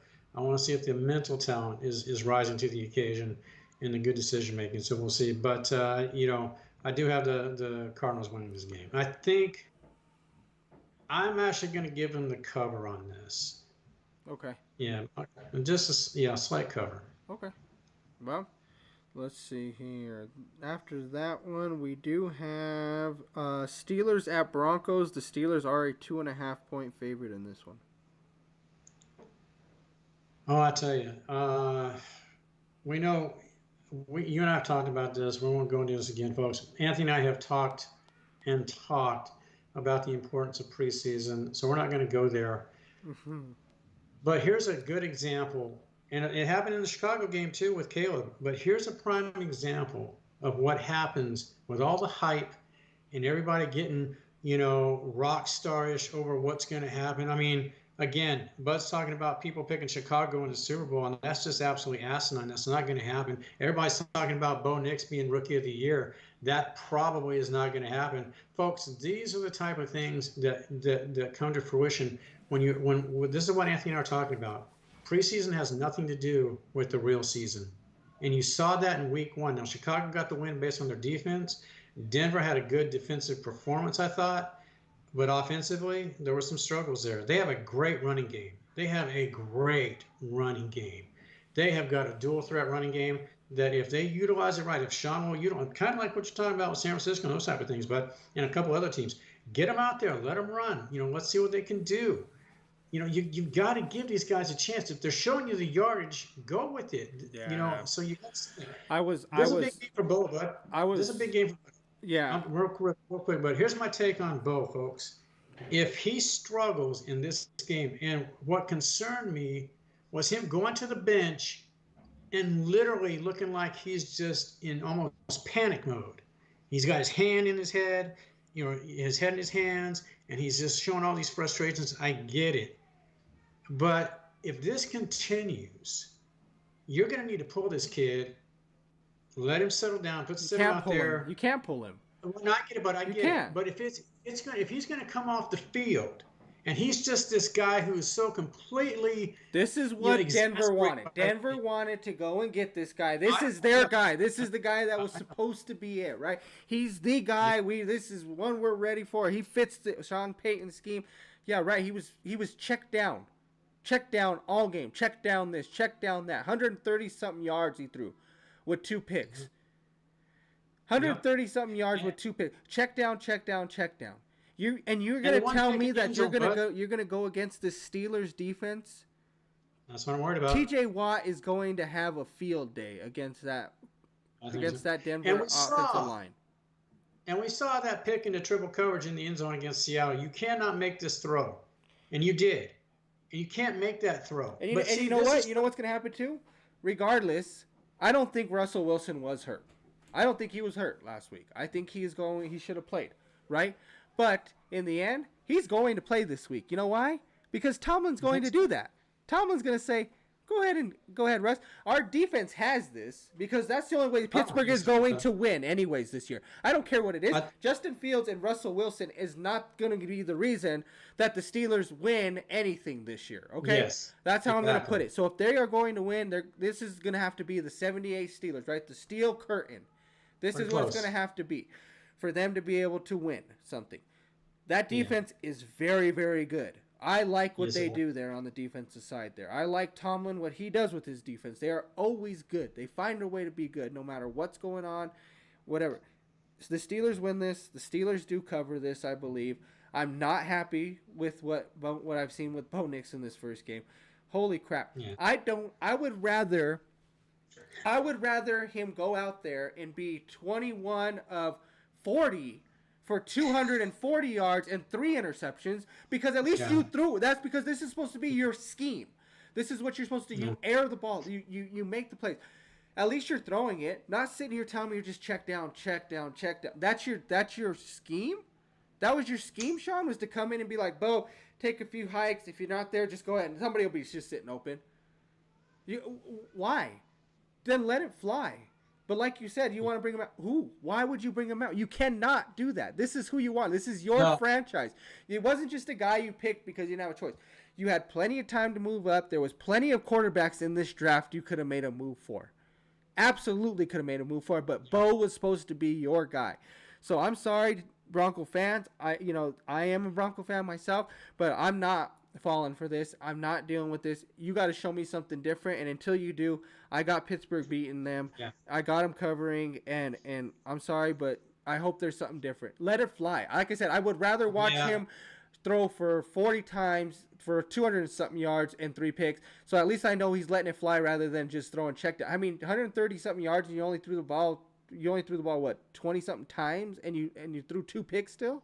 It's ridiculous. And see, and here's what becomes the additional problem, Bud, is because now, as you go along, as you and I both know, the game film begins to add up, and they've got more to look at, more to study with him. And like we talked about last week, and we talked about the rookie quarterbacks, if you're gonna draft them, put them out there. My concerns with Bo become, dude, first of all, you're 2 years older than the average rookie when they came into this league. Yeah. So I was hoping for a little bit more, being settled and expecting certain things. But when you walk to the sidelines and I see you cupping your head in your hands and it looks like you're almost inconsolable, this is a red flag for me. This is a concern that if this happens 2 weeks in a row, and you're going to struggle, like Bud just said, folks, Steelers they're not coming into Denver to lose. And I guarantee you, Watt's not coming in to lose.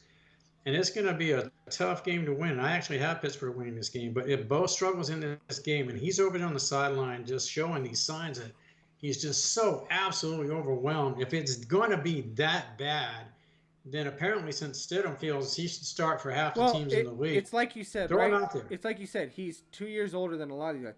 Just because you're older doesn't mean that you're more experienced or know more. No. Okay? At the end of the day, the fact is Sean Payton does not run your standard offense.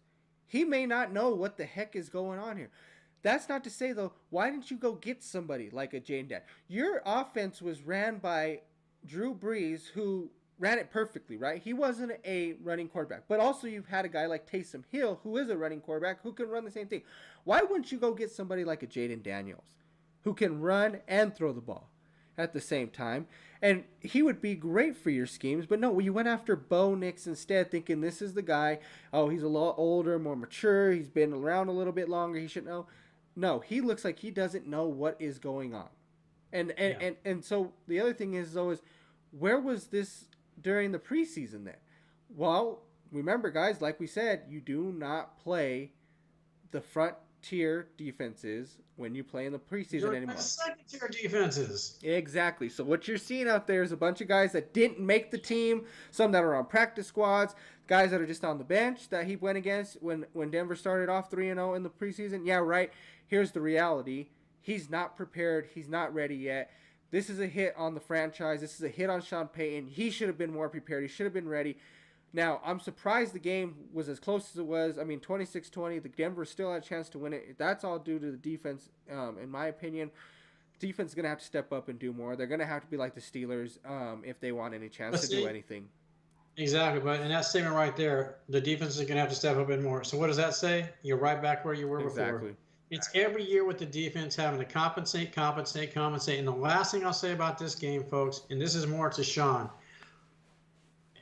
I don't understand, Bud, why, and I get it. You had all this great success with Drew Brees and everything. He was this unicorn with his size and his ability and all these things. But you're not going to find, this is not your unicorn 2.0. Sean, you're issuing aside potentially good rookie quarterbacks because this guy fits your mold. We heard the same thing about size. We heard the same thing about size with Paxton Lynch, with Brock Osweiler. Where did those guys end up? Exactly. So and then again, we talked about this off camera, that we still have our doubts regarding Sean. Yeah. And like I said, I brought it up earlier when I was rambling about the whole Madden thing, but it's true. This is a new era of football that we're in. Whether you like it or not, guys, this is a new era. There's a lot more RPOs. There's a lot more running quarterbacks. It's just a different ball game nowadays. I mean, if you really look at a lot of these teams, almost half these teams have quarterbacks that can run if need be, or they actually have plays drawn up for them to run. There's a lot more quarterbacks that weren't running that take off a little bit more nowadays, right? Because they have the option to, because it's a throwing league, right? So everybody's playing more passing, which leaves that open more for a quarterback to take off. But nowadays, you got all these guys. You know, the Jalen Hurts that run a lot of RPOs. You know, obviously Mahomes even runs RPOs. Josh Allen runs tons of RPOs. Jaden's going to be one of those guys that we talked about that do it. You know, there's very little quarterbacks that still stick in the pocket. I mean, Goff's one of those. Stafford's one of those that can stay in there. Even Dak takes off and runs too. Burrow can run when need be.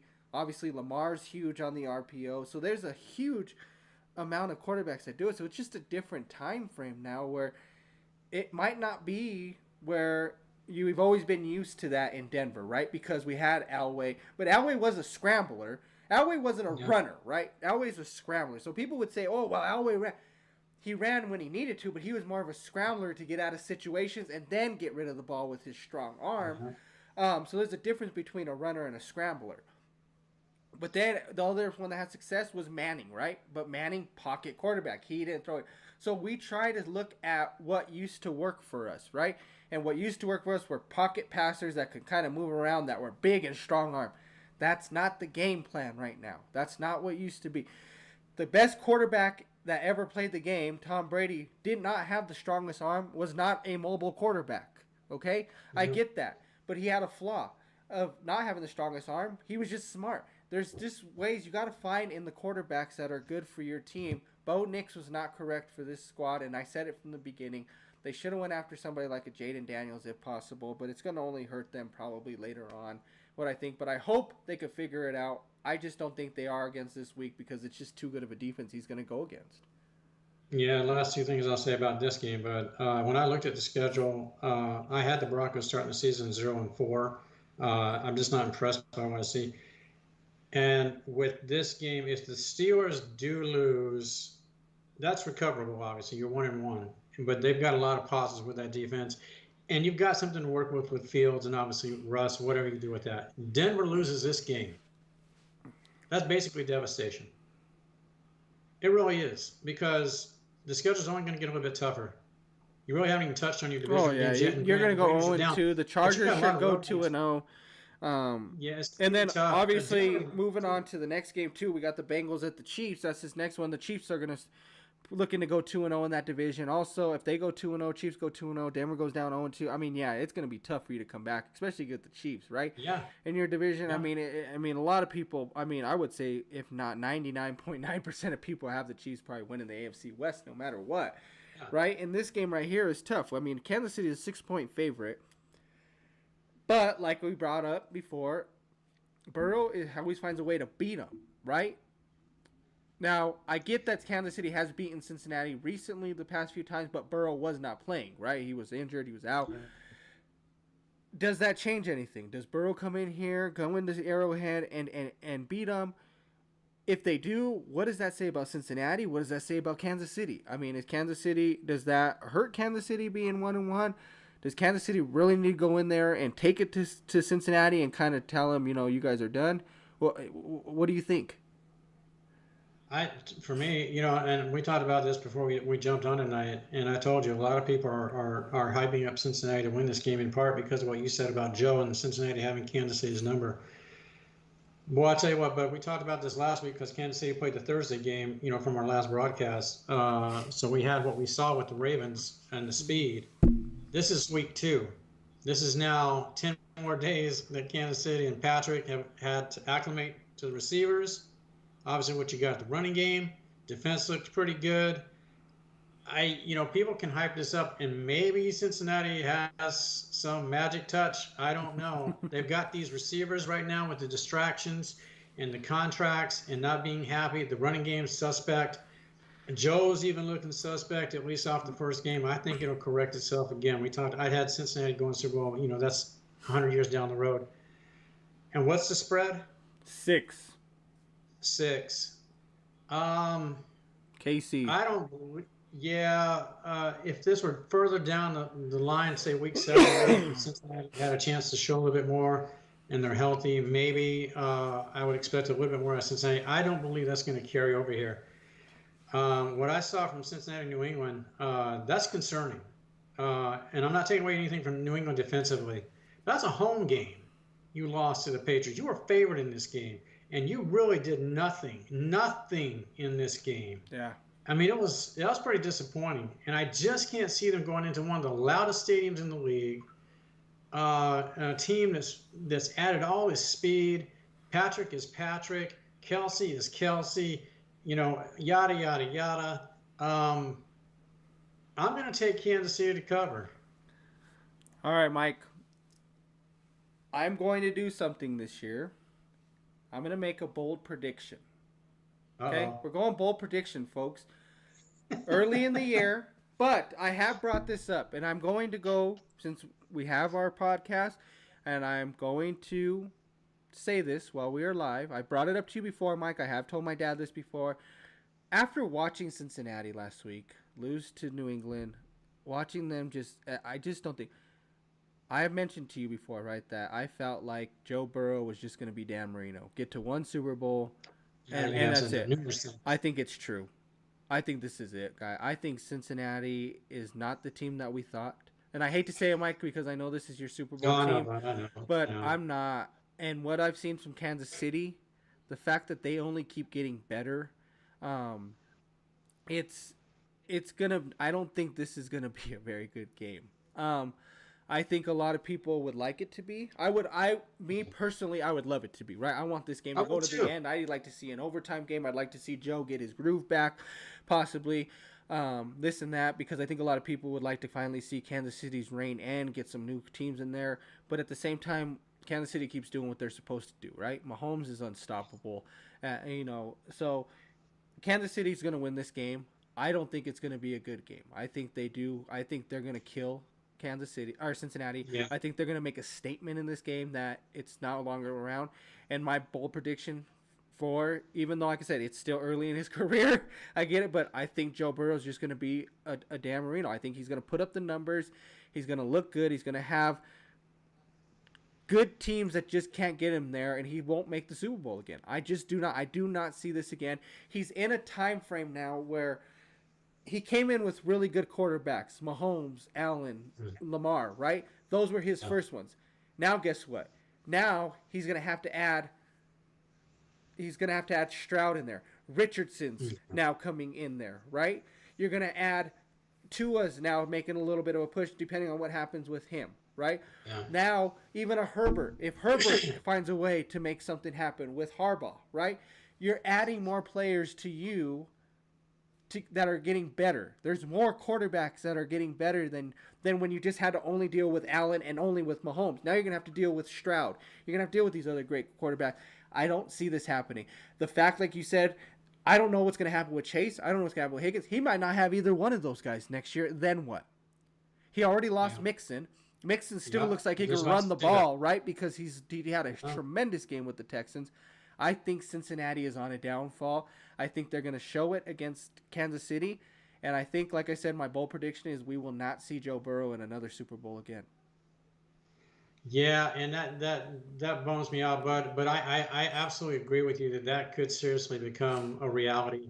The last thing I want to say about Kansas City too, and like we talked about during the Reid Mahomes era, they don't they don't really struggle. They just reload. They find ways Absolutely. to reload. But here's the thing, you know, Kelsey going back to last season, he finds his ways. He's on the back end of his career, so he has to find his moments. He did that in the AFC Championship game. Yeah.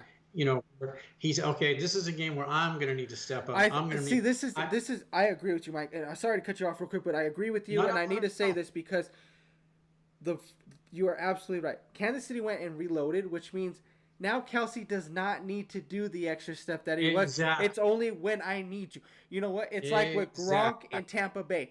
I got a 3rd and 1. Where do I go? I got to go back to my key guy that's big, Yep. great hands that can get it to me. First down, boom. All right, now it's back to Worthy, Rax, back to Rashid Rice, whatever I need to do. And man, the speed on that team, the amount of speed, the amount of just good talent. The guys just don't. I mean, I know they had troubles with catches last year. They don't have that problem this year. But Checo's running the ball hard. Obviously, like I said, Mahomes absolutely unstoppable. That's why I said I think Cincinnati's in for a rude awakening this week. And the last thing I'll say about this game is, and to your point with what we're just talking about with Kelsey, the more Kelsey sees of what the receivers can do, he'll know even more about the moments he needs to pick or the games he feels he needs to pick to be more productive. Absolutely. That's a kill shot. That's a Absolutely. kill shot if it plays out like that. But Kansas City, I think they're going to roll too, but I really do. Yeah, for sure. Sunday night game, big one. We got the Trojan versus the Buckeye. Caleb Williams, rookie, going against C.J. Stroud, right? This is actually a huge game because I know a lot of people got this marked down, and most of the time you look at it like the Bears, Texas. Who the heck cares about that? But it's big, right? Caleb, the star coming in, that everybody wants him to be, but had a rough start to the year. I mean, 93 yards only. Probably should have lost the game, but obviously, like we said, you brought it up, special teams and defense was the reason that they won. But Stroud picked up right where he left off, right? They looked great. I thought the Texans played well. It looks like him and Diggs were good. Nico Collins, though. Nico was balling. Like we talked about, Joe Mixon also balling. I thought the defense played well, considering that Richardson had a really good game. Indianapolis was a good team. But Houston is favored by 6.5. Do you believe they cover this? I think they do. I'm not high on Chicago. I still haven't been high, and I'm still not sold on Caleb. He didn't have a great game. I agree with you completely, but Texans will win this game. They'll cover. And here's the thing, you know, Houston went into Indianapolis. We found out, at least it looks, I mean, pretty good for Indianapolis. They're going to be a good football team. It looks like Richardson's going to find his stride. They're going to continue to improve. But the Texans gutted out a tough victory on the road. Now, granted, you know, here's Chicago at home, down 17-0. Your defense and special teams bail you out. Caleb did nothing in this game to say that he had done anything. Yeah. There's nothing there that says he's your franchise quarterback. But now you're going into this defense, the Bear defense, and their special teams. They're not going to bail you out in this game. So this is where Caleb has to start showing some progression. Well, now that's what I was gonna say, because I don't want to feel like we're too much of a hater on Caleb. It is only his first game. But let me ask you this question though: what does it say though, if Caleb does win this game? If he does come out and win this game against CJ and the Texans, what does that now say about him? What does that say about the Bears now? Well, first of all, I'd respond to that with I'd like to see, you know, what his numbers are. You know, I mean, if he is 12 of 24 for 136 yards and a touchdown and a pick, and they still win, okay, it was a team effort. Caleb didn't really blow me away, but there's potential. You went on the road, you beat a good football team. I don't expect this to happen, but to your point, you could look at that as a Bear fan and just as an NFL fan and say, okay, maybe the Bears do have some potential here moving forward to get maybe to the playoffs next year. They're not a playoff team this year. I don't care. But you could say there's progression. Yeah. I think this is a reality check for Caleb, and the lack of playing time he saw in the preseason is going to really show itself in this game because I think the Texans are going to blitz this kid, and he's not going to be ready for it. I think this has the potential to be a blowout. I I really do. agree. I mean, but on the flip side too, thinking about it, what does it say about the Bears if Caleb has kind of the same game and they do lose instead of pulling it off, they do lose to the Texans by 10 to 20.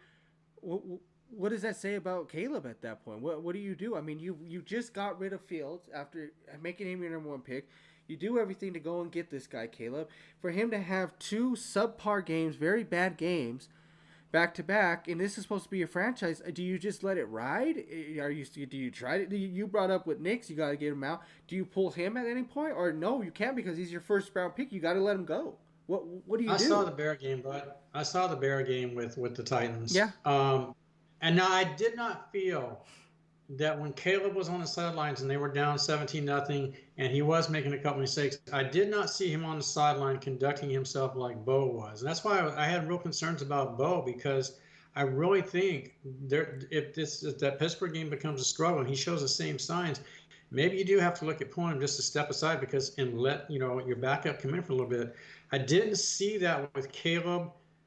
But the mistakes were there and the production wasn't there. Yeah. But I'd keep him in. I mean, this is what you learn. But what you were talking about last week and then this week. Okay, this is what we drafted you for. This is why you're our number one pick. We're gonna have these games. This isn't USC anymore, where the regular season you fly through it, and everything is roses.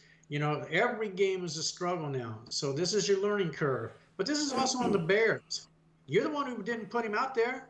Yeah. He should have been out there every single preseason game for at least 3 series or 4 series. I'm with you on it. But I agree. I think it's going to be a blowout. I think so too. I like what the Texans are doing. Texans are going to be a beast. Yeah, I agree. I think this isn't going to be a very good game either. Obviously, I understand why, like I said earlier, why they put him on. It's obviously Caleb against CJ. It's a big game for him, but I think for me, the Bears need to establish that running game. They went and got DeAndre Swift for a reason. You got to establish the run game.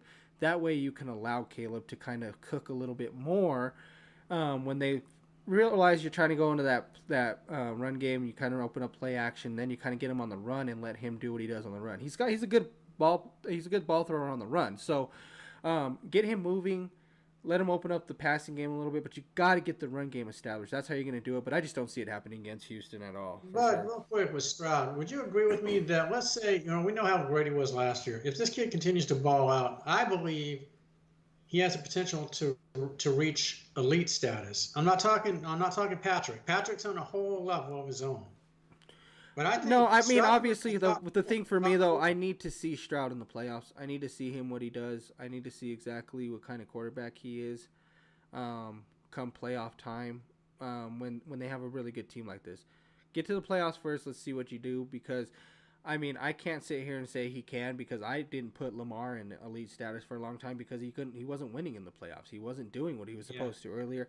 And now I believe Lamar is at that elite status.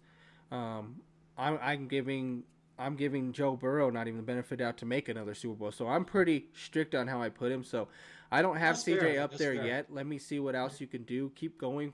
This is going to be, another full season for you with a new coach, new players, which I think is actually going to do well for them. I think they're going to keep these players for a while. I think they're going to stick around. I think this team's going to be good for a while too. So I think he can and will probably get there, but I'm not going to place him there yet. I just don't want, and I said this last week, folks, and real quick, I just don't want Diggs to find a way to undermine this in any way. Just play within the system, accept the balls you catch, and don't belly up about what you don't get. Just be a team player and let this work because you're on the cusp of having a chance, maybe not this year to be a Super Bowl team, but maybe next season for sure. If everything breaks right. Don't undermine this. Just go out and take what you get. Just come on, be a team guy. All right. Monday night game, Falcons at the Eagles. Sorry. Eagles are a 6-point favorite in this game. Again, we talked about the Kurt situation. Yeah, and if I tell you, if he gives a repeat performance of Week 1 against Philly, and is it going to be a tougher go? You're on the road, you're at Philly. We know how tough that can be, and it's going to be like that. If he I'm struggles, I'm telling you, the Penix calls are going to come out like a waterfall.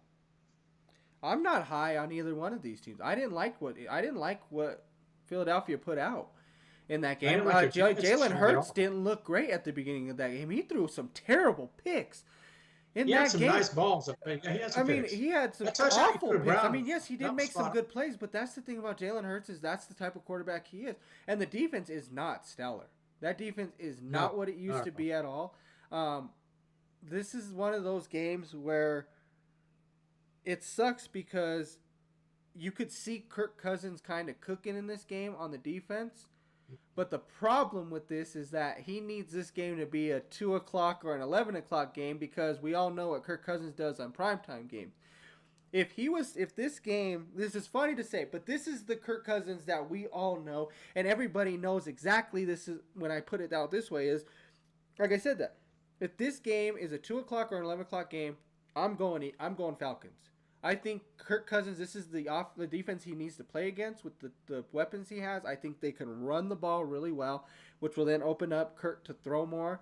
Pitts and London would have a huge games, I think. It's going to be a back and forth game, but I think the Falcons defense is a little bit better than the Eagles, which I think they could make some adjustments. I think they can make Hurts make some turn the ball over. If the Falcons want to win this game, they need to do it on the defensive side.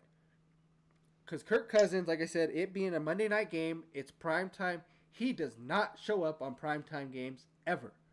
In his whole career, he does not show up on primetime games. That is one reason why the Falcons are not going to win this game probably. If they are, it's going to be because of their defense. And it just sucks, but everybody knows that, right? It's true. He Yeah, does not play well, but I am not high. I don't like this 6-point favorite. I am going to go with the Eagles to win the game, but I don't think that they cover.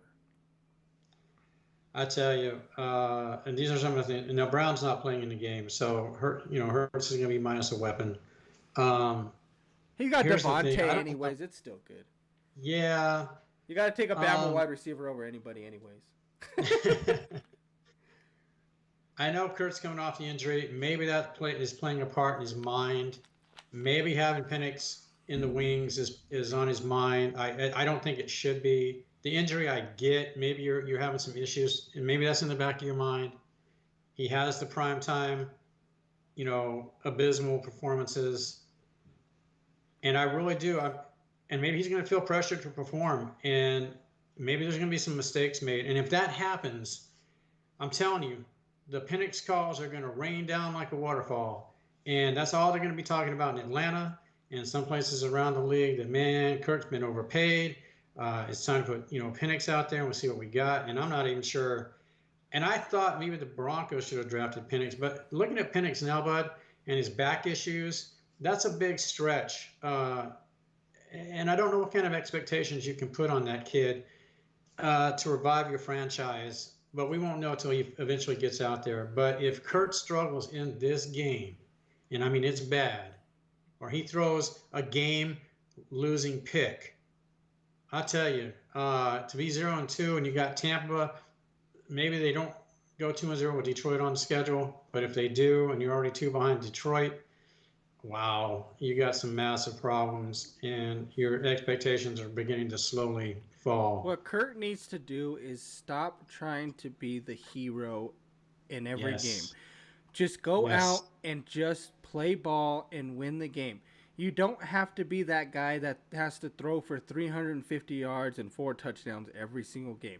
There's nothing wrong with you coming out and managing the game enough, getting your players involved and throwing for 270 or 260 and a couple of touchdowns and letting your running back get in too. I mean, this is probably one of the best teams he's had in a while, Yeah. all around, right? I mean, obviously he had Justin Jefferson. I can't take anything away from that for sure, obviously, but Drake London's very good. Kyle Pitts is very good. I like Bijan. They got Algier, to back him up. You got a good team. The defense is stellar. I love Jesse Bates. Jesse Bates is one of the best secondaries out there, other than like Hamilton too. I love Hamilton in Baltimore. He's very good. But at the same time, it's just you have to be able to stop. You have to find a way to say, I don't need to be the hero. I need to just go out there, do my job, take care of business, and just win the ball game.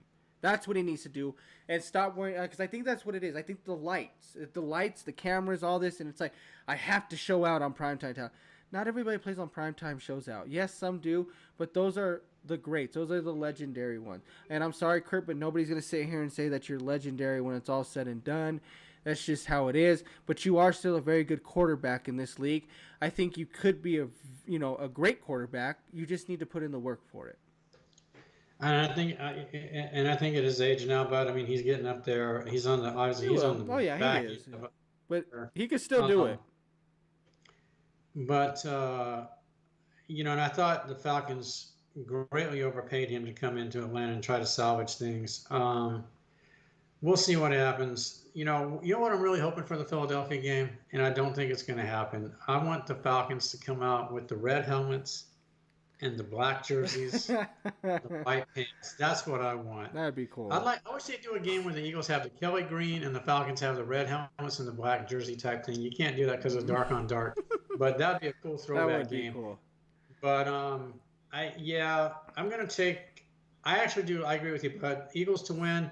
Falcons to stay within the spread. Yeah.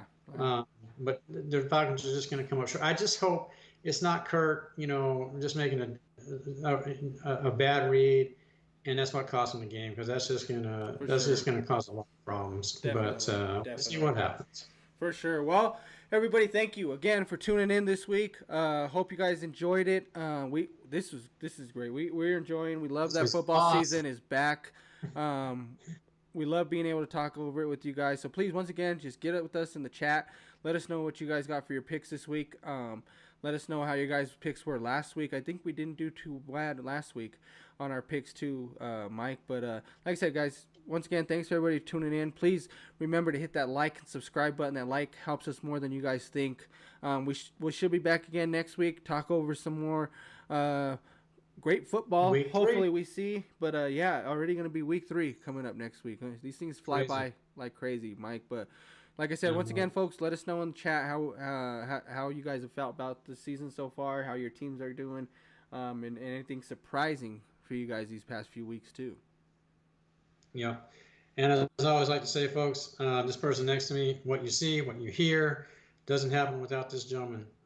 It's what he does. He's just this electronic computer savant, as I like to say. He's just a genius for what you see. But everything that we were fortunate enough to put before you is all due to this man's his creative abilities and those type of things. So my appreciation to Anthony next to me.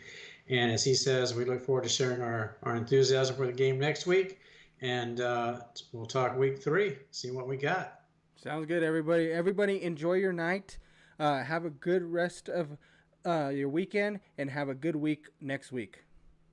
And have a good weekend, folks. Stay safe out there, people. Enjoy the games.